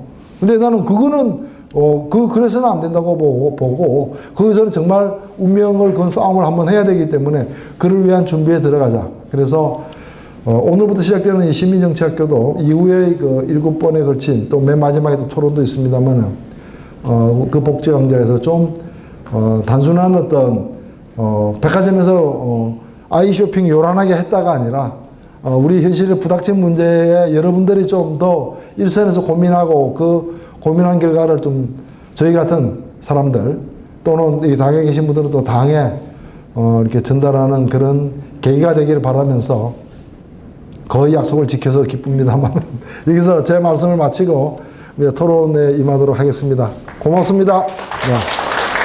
두 가지로 말씀을 드리고 싶은데, 하나는 이제 일반적으로 그런 나라들에서 나라마다 좀 차이는 있습니다만은 더 많은 세금을 이렇게 국민들 동의하에 걷는 여러 방식들이 있고요. 그거는 뭐 프랑스처럼 여전히 그 부유세를 우리가 과거 민주노동당 때 그 부유세를 설계했을 때 그 30억 수준으로 그 설계했는데 프랑스는 그 당시에 10억 이상 되면은 그 부유세 다 받았던 걸로 알고 있습니다. 그리고 영국 같은 경우에는 뭐 소득세 최고 과표 구간에 보면 세율이 50% 넘는, 이게 언제 통과되는가 하면 2000 그 금융위기 상태, 금융위기로서 전 세계가 어려웠던 2009년도에 이런 어려운 시대에 부자들은 세금을 더 내야 된다 라고 영국 의회가 내린 몇 가지 결정인데, 그 중에 하나가 소득세 최고 그 높은 구간 세율을 갖다가 50%로 대폭 상향 조정한 겁니다. 그러니까 가장 많이 소득을 올리는 사람들이 내는 소득세 세율이 우리나라보다 현격하게 높은 거죠. 법인세도 마찬가지라고 보고요. 그래서 그런 부분들에서 더 정세가 가능한 것이고, 좀 더 우리가 이제 사회복지세라거나 진보정의당에서 이렇게 새롭게 설계한 부분들이 있습니다. 그래서 그런 부분들이 아직 충분히 알려지고 좀 보편적 의제로 지금 뭐 토론되고 있지는 않습니다만은 뭐 그 부분에 관해서는 제도가 없어서 돈을 못 끊는 문제는 아니다. 그래서 우리의 현재 담사의 현실, 현재 세금을 어떻게 부담하고 있는가, 또 여기에 대한 국민들의 태도 이런 걸 종합적으로 고려한 어떤 디자인이 필요하지 않느냐. 그리고 사실 진보정의당으로서는 이 사회에서 충분히 토론은 안 되고 있습니다만은 사회복지세 등 해서 여러 가지 이제 복지에 전용될 수 있는 예산 확보를 위한 세제를 제안한 바가 있고, 다만 이제 제가 일반적으로 제가 이제 일반 우리 국민들하고 주로 접할 때 이제 세금 문제에 대한 그분들의 인식이 있기 때문에 제가 이제 설득의 경우로는 그런 얘기는 합니다. 첫 번째는 뭔가 하면은 조세 정의를 전제 조건입니다. 왜냐하면은 더 많은 세금을 내는 것이 본인에게도 유리하고 특히 본인에게는 큰 부담이 안 됨에도 불구하고 이 증세에 대해서 부정적인 생각을 갖는 국민들이 많습니다. 그러니까 증세를 하게 될 경우에 본인이 세금을 더 많이 낼 것도 아닌데 반대를 하는 거예요. 또 그 증세 효과가 본인에게 더 많이 돌아갈 것인데도 반대를 하는 거예요. 그런 분들 얘기를 들어보면은 그 반대하는 근거를 완전히 무시할 수만은 없는 근거들이 있습니다. 그게 뭔가 하면은 일단 세금이 지금 정의롭게 거둬지지 않고 있다라는 거예요. 조세 정의가 실현되고 있지 않다. 왜 엄청나게 돈 버는 놈이 특히 이제 고소득 자영업 이런 부분이죠. 사자 돌림 이런 부분. 그리고 기업들이 사업 조금이라도 해본 사람들은 보면은 무슨 절세, 그 다음에 무슨 세, 해가지고 세금 안 내는 다양한 방법들이 동원되고 있는 걸 너무나 잘 알고 있는 거죠. 그게 불신이 있는 겁니다. 근데 사실은 그 불신을 깨기 위해서 증세를 하는 건데도 불구하고 본인이 더 내는 걸로 이제 자꾸 오해를 하기 때문에 반대. 그래서 조세 정의를 세우는 데 대한 방안을 제시를 해야 됩니다. 구체적으로. 두 번째는 뭔가 하면은 세금이 잘못 쓰여지고 있다. 지금 받은 세금도 제대로 안 쓰고 엉뚱한데 불필요한 데 쓰거나 날라가거나 하고 있는데 그런 거 밑빠진 독인데 왜 자꾸 더 거두려고 하나 이 또 항변도 있습니다. 그래서 그런 이제 잘못 쓰여지고 있는 세금을 줄이는 아주 획기적인 방안이 있죠. 특히 보십시오. 이런 거는 굉장히 잘 먹힙니다. MB가 2007년도 대선 때 주요 공약이고 반응 좋았던 공약 중에 하나가 뭔가 하면은 제가 좀 많이 압니다. 이런 거예요. 그 사람 많이 알잖아요. 내가 경제는 많이 안다. 지금 그 당시 우리나라 1년 예산이 200조 정도 됐습니다. 저거 내가 대통령이 되면은 기본적으로 10%를 깎겠다. 이게. 10%를 줄일 수 있다라는 거예요. 그 얘기는 20조를 줄일 수 있다는 얘기인데 20조 정도 세금 안 걷고도 돈을 만들어내겠다. 그 얘기입니다. 국민들은 돈이 보도블록부터 시작해서 잘못 쓰여질 때 생각하기 때문에 그래서 그 부분에 대한 일정한 답을 줘야 됩니다. 사실은.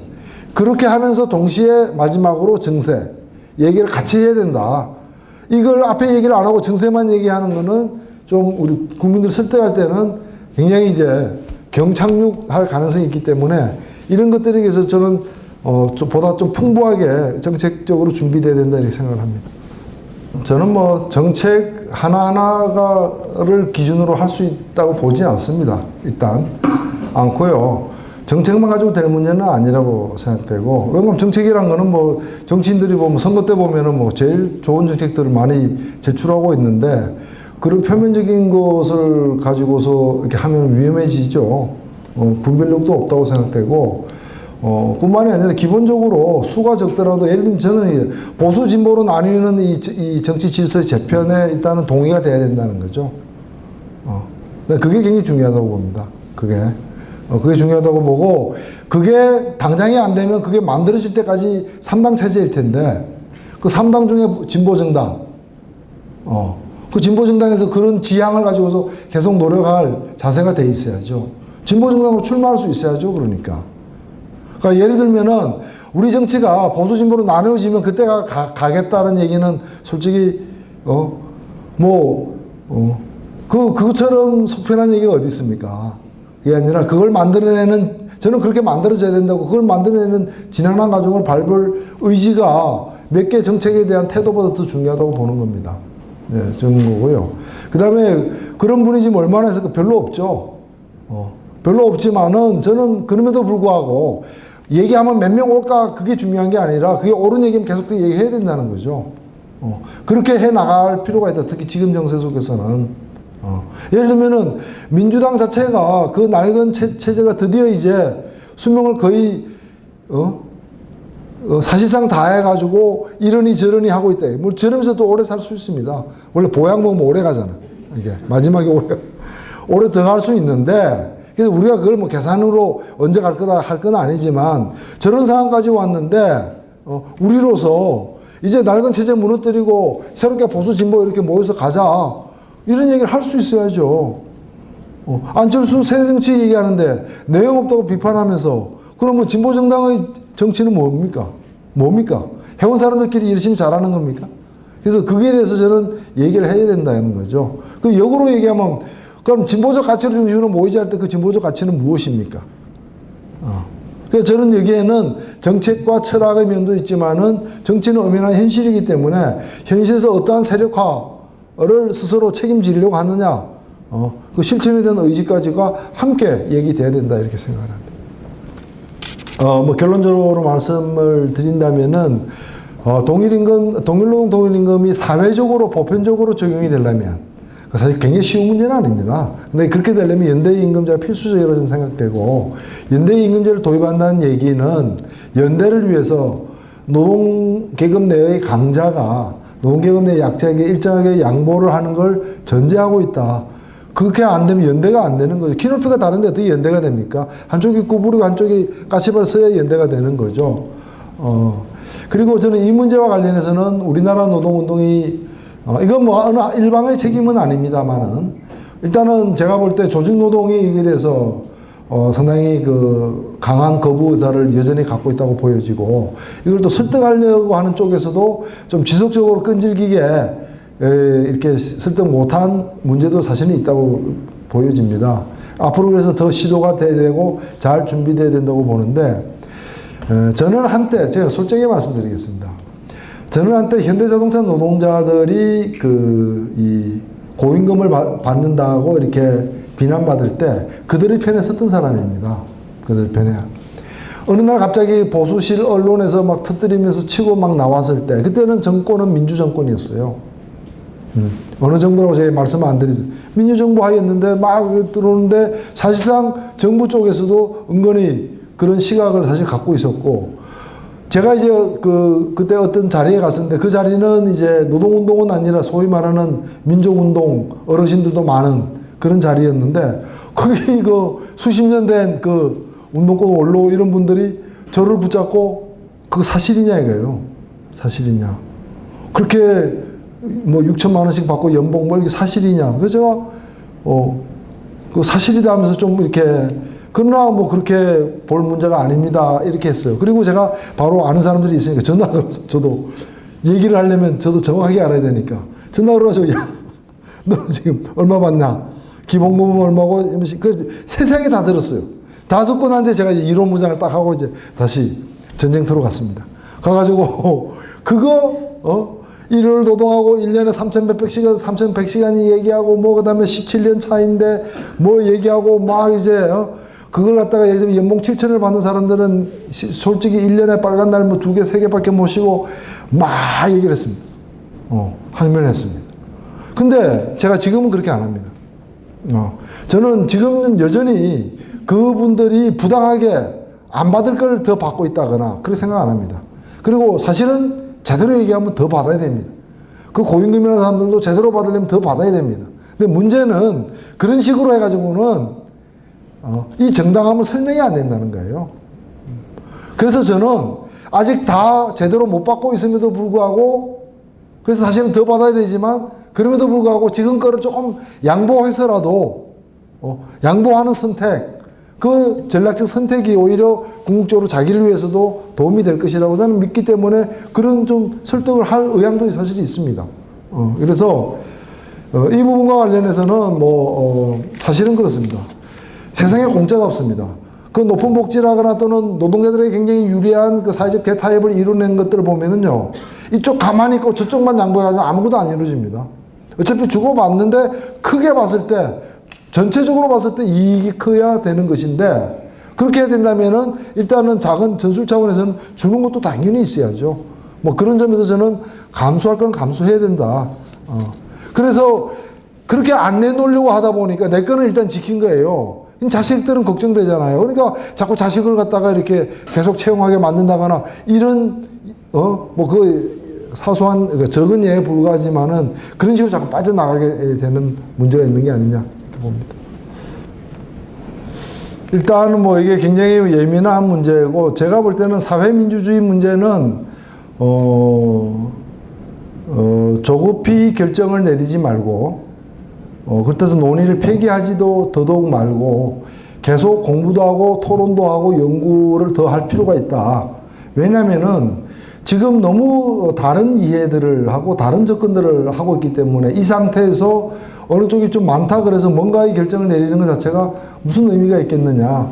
오히려 이런 문제는 특히나 이제 이념에 관련된 문제고 정당은 이념 피할 수 없다고 봅니다. 탈이념 정당 그게 뭔가 하면은 좋은 이념 싫어하는 정당입니다. 그래서 뭐 이념 없는 정치 사람으로 따지면 문외화 같은 겁니다. 문외화. 예.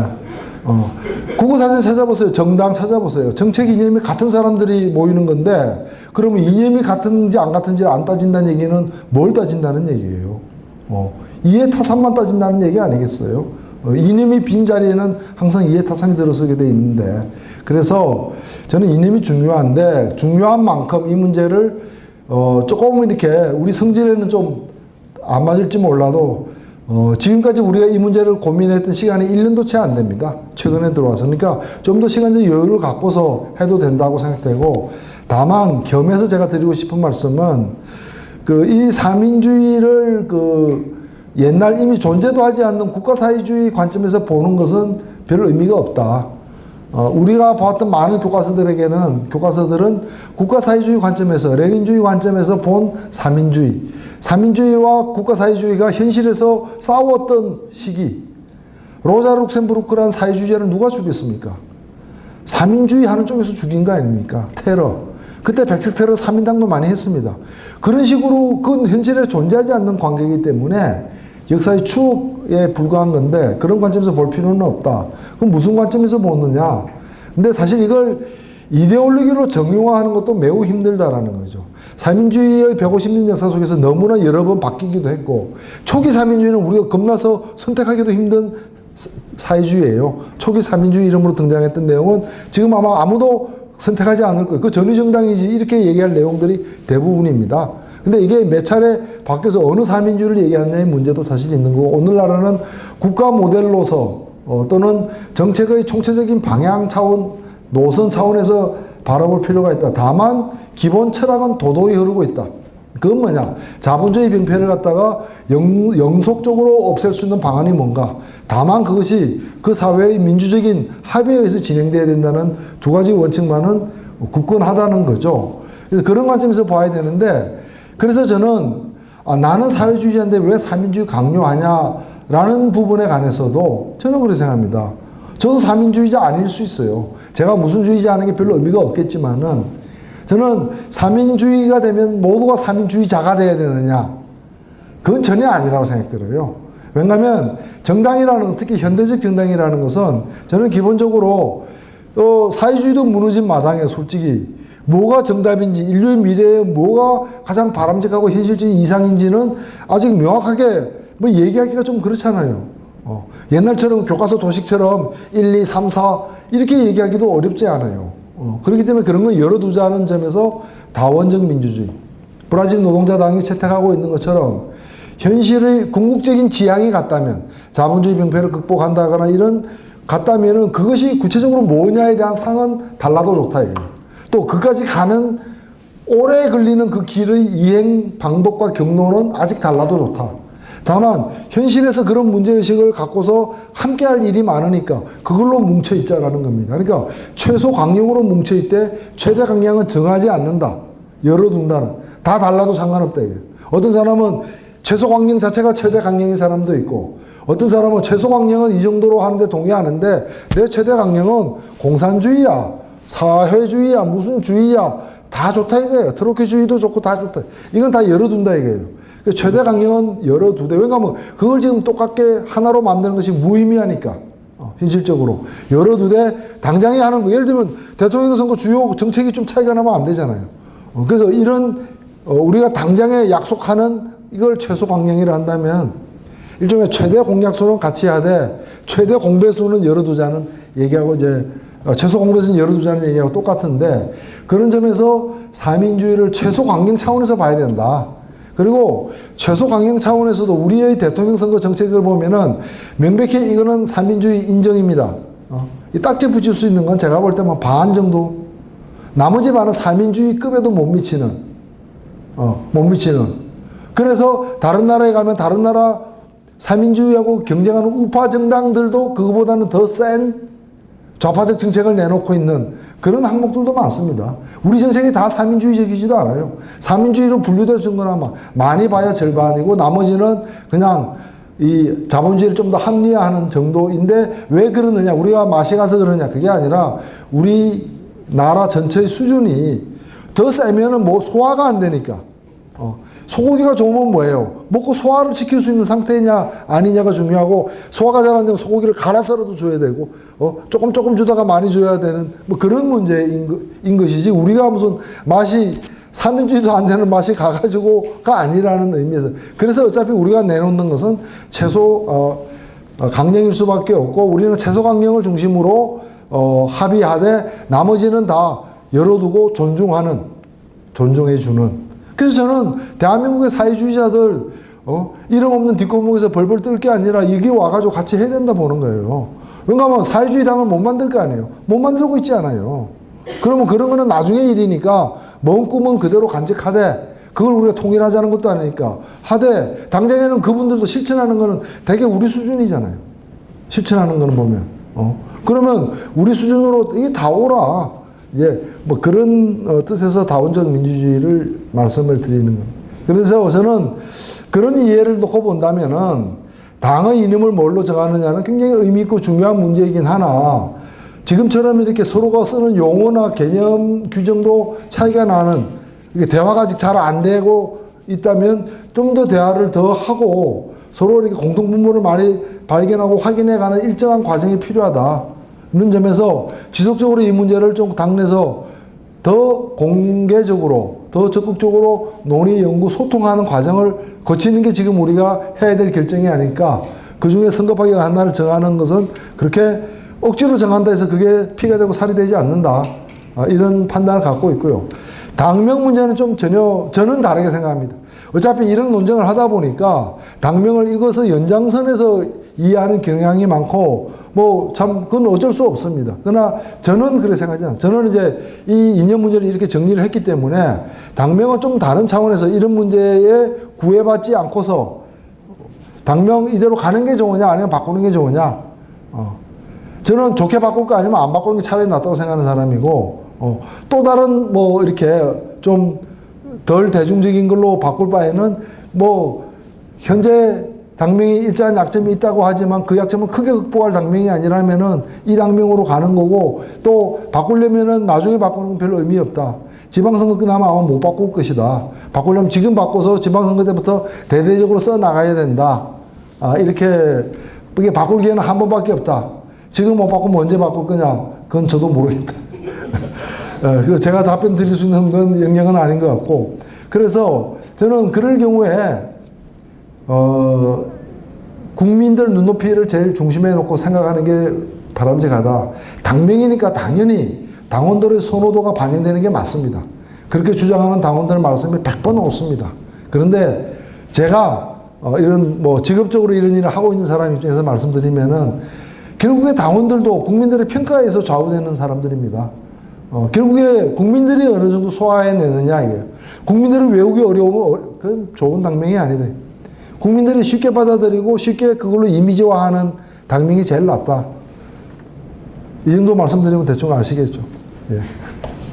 일단은 뭐 저는 기본 취지에는 동의하고요. 우리 아마 진보정당의 개혁 방안으로 이따금씩 제출되기도 하는 거고 독일은 좀 특유하게 존재하지만은 예를 들면은 이제 브라질 노동자당이 다원적 민주주의를 갖다가 내세우면서 초기부터 실시했던 좀 독특한 제도 중에 하나가 이제 일종의 그 정파명부 등록제인데, 거기는 정파를 생으로 등록하는 게 아니라 이제 당 대회에서 주요한 이제 이 의제와 관련된 이런 토론이 벌어질 때 그 의제에 대한 뭐를 채택하자라는 주장이 있으면 거기에 대해서 이렇게 동의하는 사람들 분포를 확인해 가지고 그걸 하나의 세력으로 인정하고 거기에 맞게끔 이제 뭐 대의기구의 어떤 이른바 내부 권력 배분을 하는 거죠. 그렇게 해서 다수 1%라도 많으면 51%가 됨으로써 의결의 결과만이 아니라 모든 걸 다 독점해가는, 그래서 소수파는 소수파와 다수파가 실제 당원의 지지 비율 이상으로 결과가 달라지는 이제 이런 폐단을 뭐 극복하자는 그런 이제 새로운 방안이죠. 그래서 뭐 그런 방안이 다양하게 존재할 수가 있는데 그런 거는 좀 기본적으로 이제 동의하고요.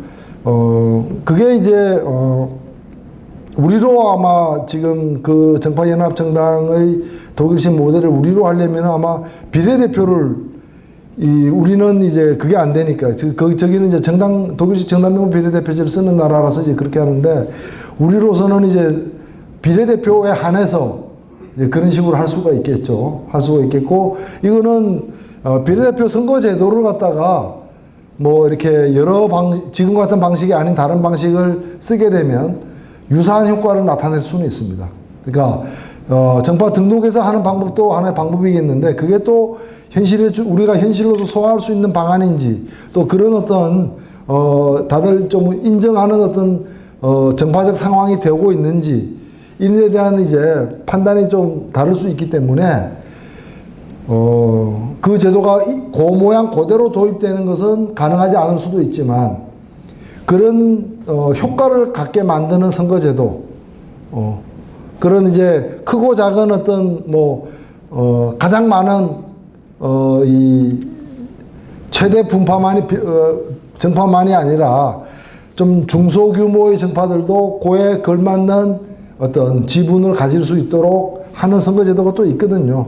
뭐 있을 수 있기 때문에 그런 것들도 만들어낼 수 있지 않느냐. 다만 그것이 이제 일각에서 우리 당내에서는 그런 얘기를 제가 못 들어봤는데, 바깥에서 나오는 얘기 중에 뭐 2016년 선거를 앞두고 무슨 가설 정당, 하나의 정당이 되지 않은 기성의 정당 몇 개가 그런 식으로 하는 것은 기술적으로도 만만치 않거니와 진보 정당들끼리 그렇게 하는 것 자체가 오히려 흔쾌하게 하나로 합해지 못하는 자신들의 취약점을 더 드러내는 문제가 있지 않을까, 뭐 그런 생각도 듭니다.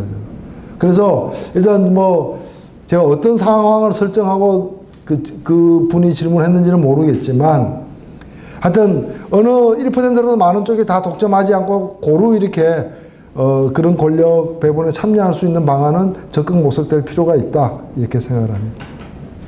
제가 오늘 낮에 서울 강원 지역 정신보건사회복지사협회, 그러니까 한국정신보건사회복지사협회가 이제 주로 이제 정신요양원이나 이런 데서 이제 근무하고 있는 사회복지사들의 협회입니다. 별도로 이제 정신보건사회복지사라는 게 아시다시피 이제 별도 자격증이 있습니다. 이제 주로 사회복지사들이 그런 요양기관 내지 정신보건 관련 기관에서 2년 근무하면 이제 자격증이 나오는데, 그분들 의무교육, 보수교육에 제가 오늘 가서 방금 지금 질문하신 내용하고 똑같은 얘기가 이제 서로 오갔습니다. 그래서 그 말씀을 드리고 싶은데, 사실 이게 짧은 기간에 4분이나 이제 목숨을 끊는 굉장히 큰 사건입니다.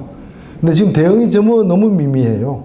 사실 이 정도 되면 일단은 해당 그걸 관장하고 있는 보건복지부 같은 데서 이거 지금 뭐 일상적인 체계로 가지고는 해법이 금방 안 나오고, 그 다음에 또 무슨 일이 언제 벌어질지 모르는 상황이에요. 이게 지금 빈도수를 보면은.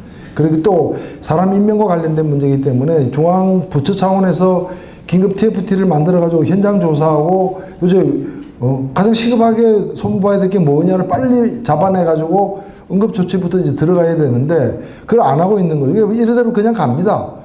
국회에서도 그냥 갈 거예요. 그러다가 이제 국감 때 가면, 지금 아마 좀 있으면 이제 한 8월부터 국감 준비하게 들어가면 또 이제 국감 때 이제 날카로운 질문하겠다, 뭐 이렇게 아마 또 막 되어 갈 것 같아서 저도 이제 걱정인데, 이게 뭔가 하면 이제 이 복지가, 사회복지사 제도가 만들어진 지는 꽤 됐지만은 실제 본격적으로 우리나라에서 보편적 복지가 시작된 지는 몇 년 안 되기 때문에 갑자기 이제 복지와 관련된 업무가 늘어난 겁니다.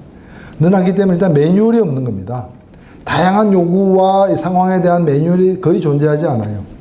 존재하지 않고 이제 복지 이 급여 체계의 전달자로서 이제 사회복지사가 있는 거고, 그러니까 사회복지사도 매뉴얼이 없는 속에서 매뉴얼이 없을수록 자기 재량이 커집니다.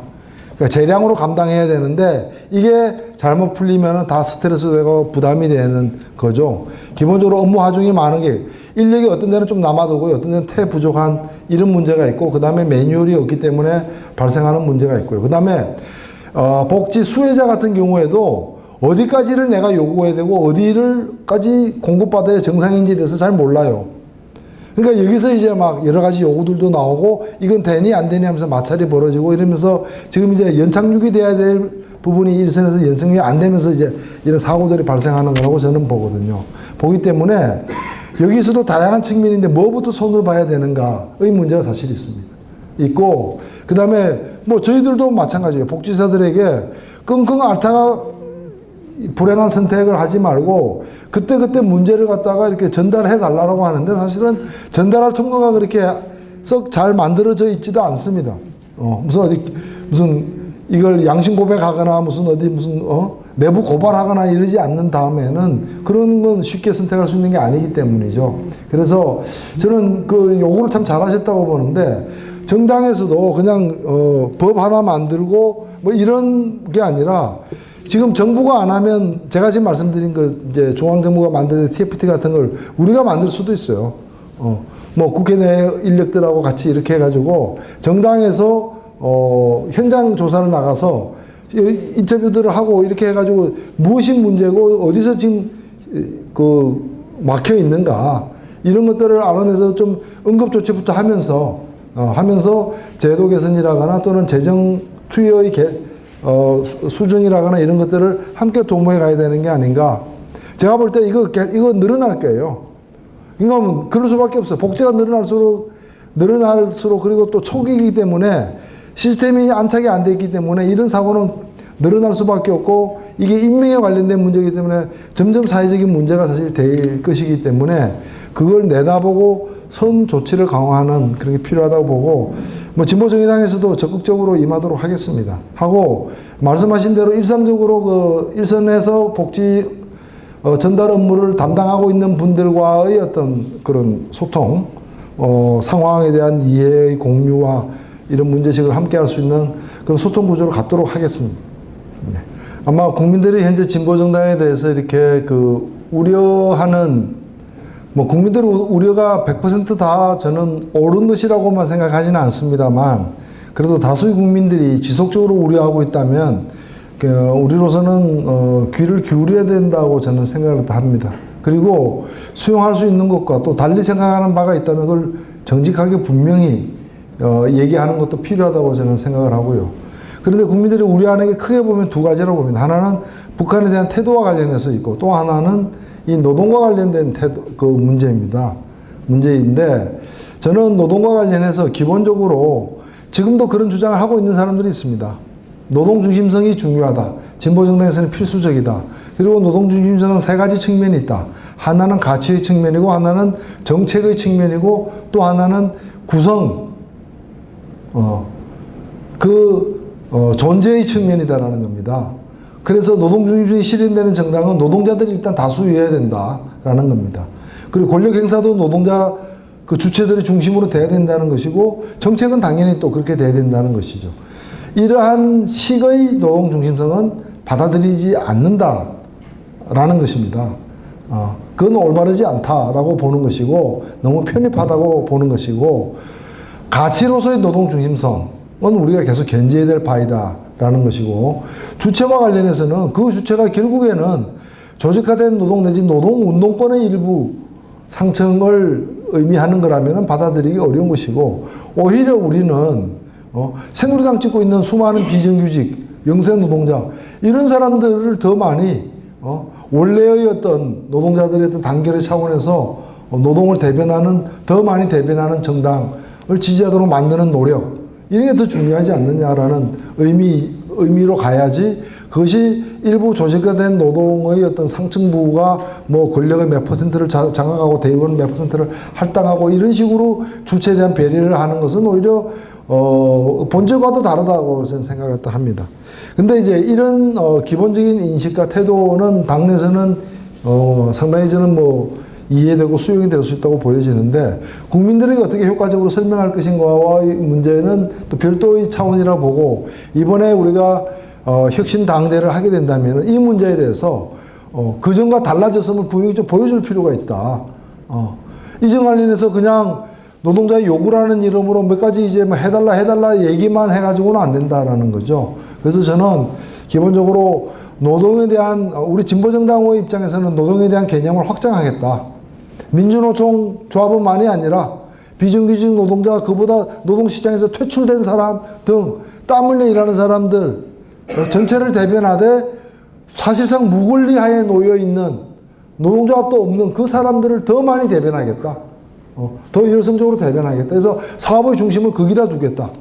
이런 식으로 좀 선언을 확실하게 함으로써 우리의 본령, 진보 정치의 본령에서는 본령을 지키되 오히려 국민들에게 더 이렇게 좀 신뢰를 얻을 수 있는 방향으로 가야 되는 게 아닌가.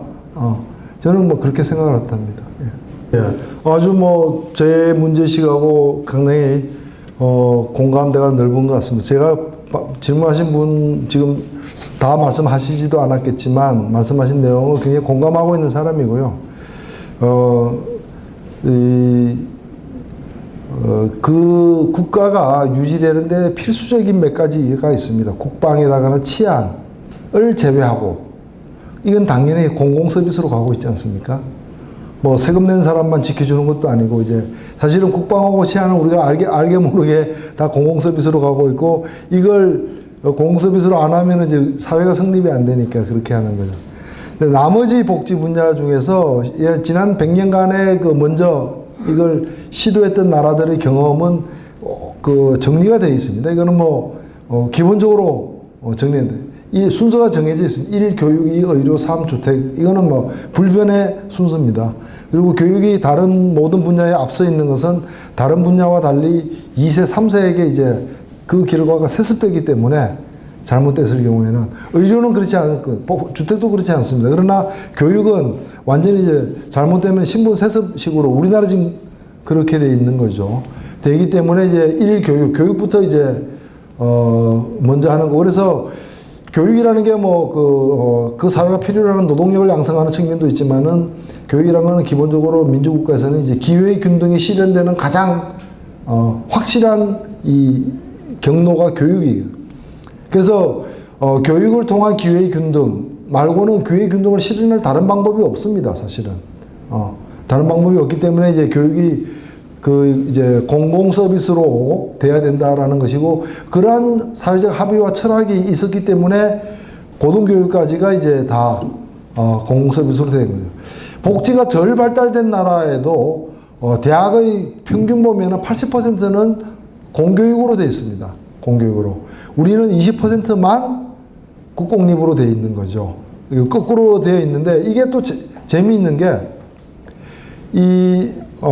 대한민국 정부가 수립되고 처음에는 그 재헌의회 회의록에 나옵니다. 재헌의회 회의록에 보면은 몇 가지 중요한 이데올로기 논쟁이 있는데, 그 중에 하나가 이 의무교육을 몇 년까지 할 거냐에 관련된 논쟁입니다. 아마 지금 그 논쟁을 하면 어떻게 될까 제가 생각을 해보면, 재헌의회가 19대 국회입니까 지금? 제가 잘리다 보니까 까먹었어요. 19대 국회구나.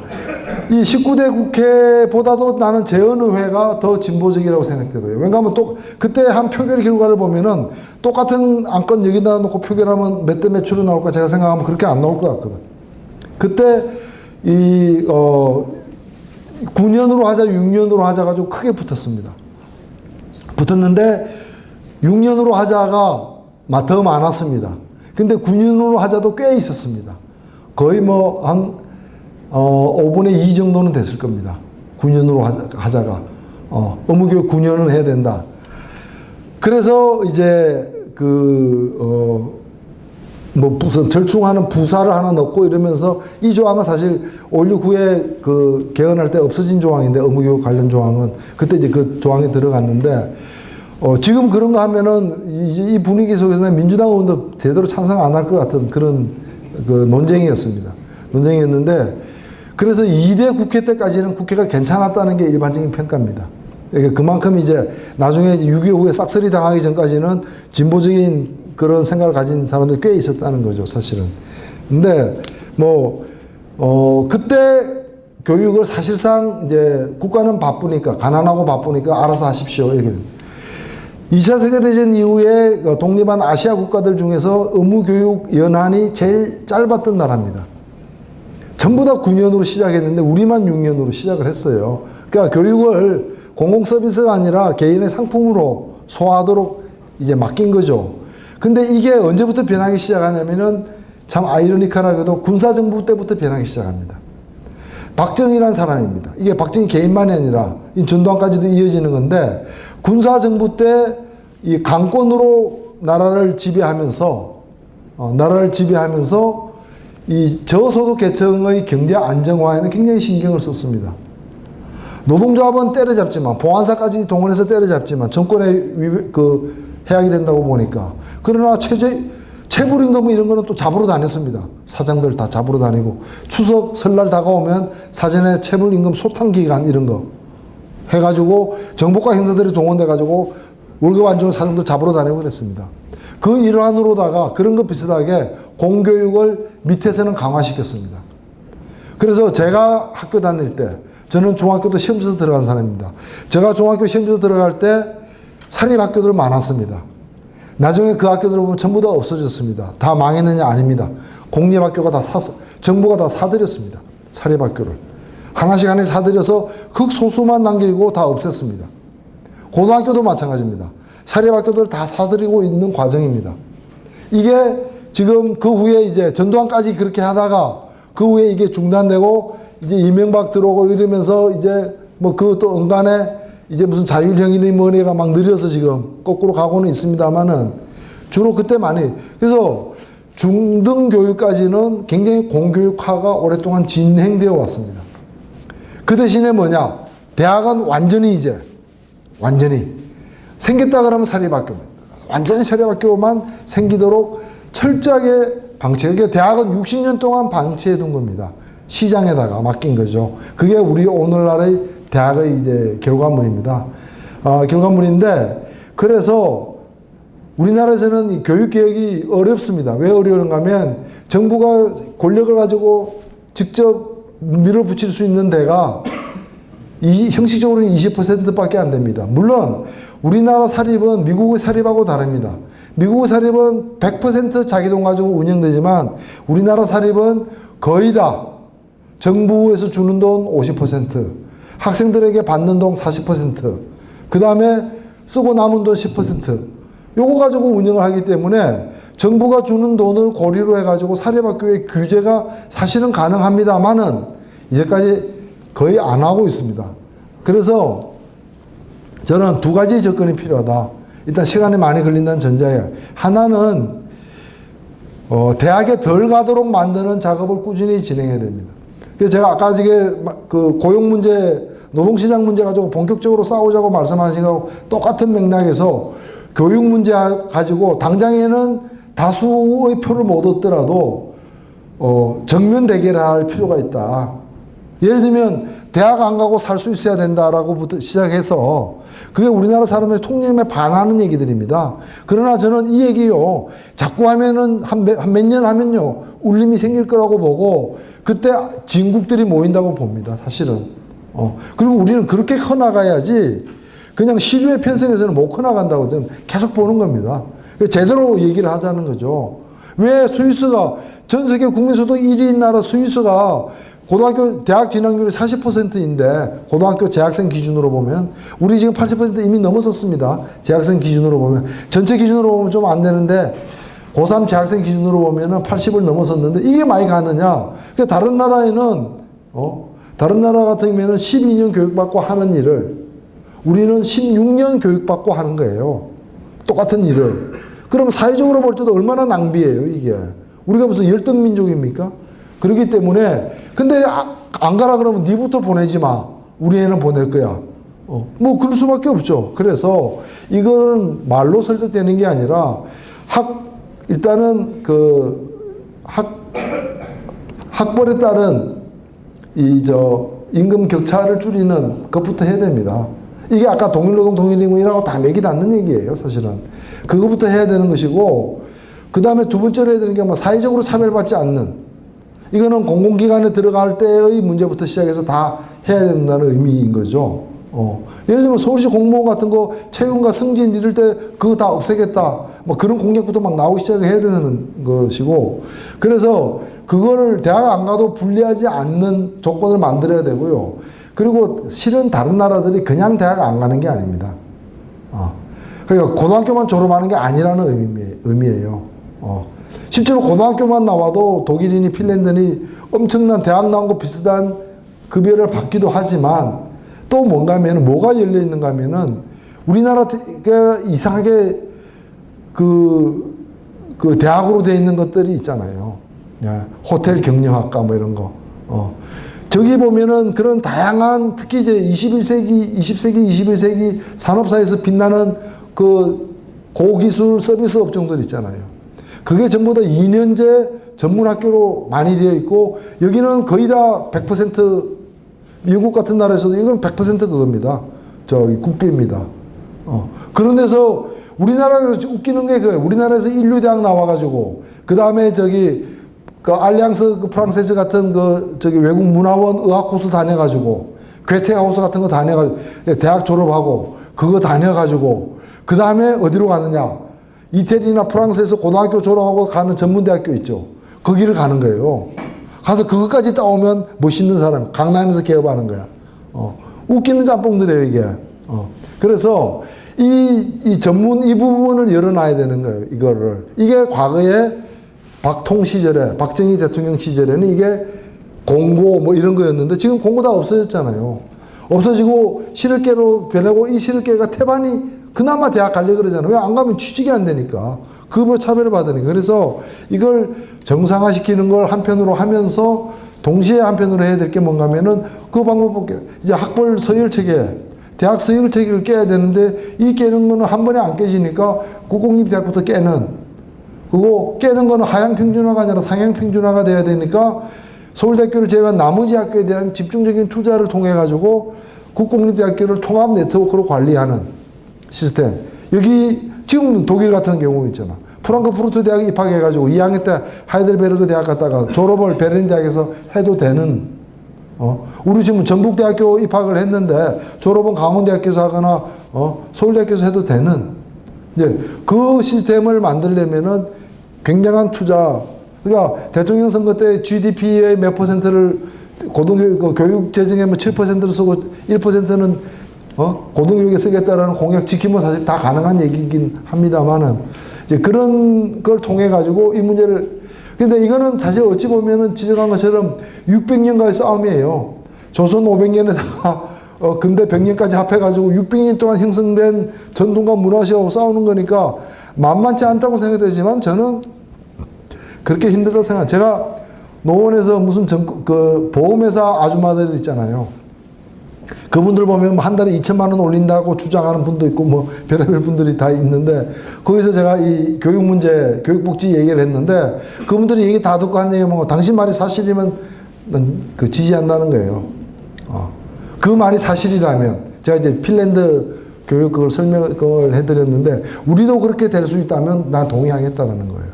그래서 저는 그게 그렇게 강고한 장벽이라고 생각 안 듭니다. 그것이. 그게 안 될 거기 때문에 나만 손해보는 거 아니냐는 의식이 있어서 그렇지, 그게 다 된다면 왜 반대하겠어요? 왜 반대해요? 제일 골칫거리가 교육인데. 예. 그러니까 우리가 교육이 혁명이 필요하다고 하면 혁명적 방법을 제시를 해야지, 뜨뜻미지근한 개성 가지고는 택도 없지 않겠는가. 그래서 결국에는 제가 볼 때는 우리 수많은 복지 얘기를 했지만은 교육개혁, 교육복지의 근본적인 문제를 건드리는 것과 고용 문제를 건드리는 거.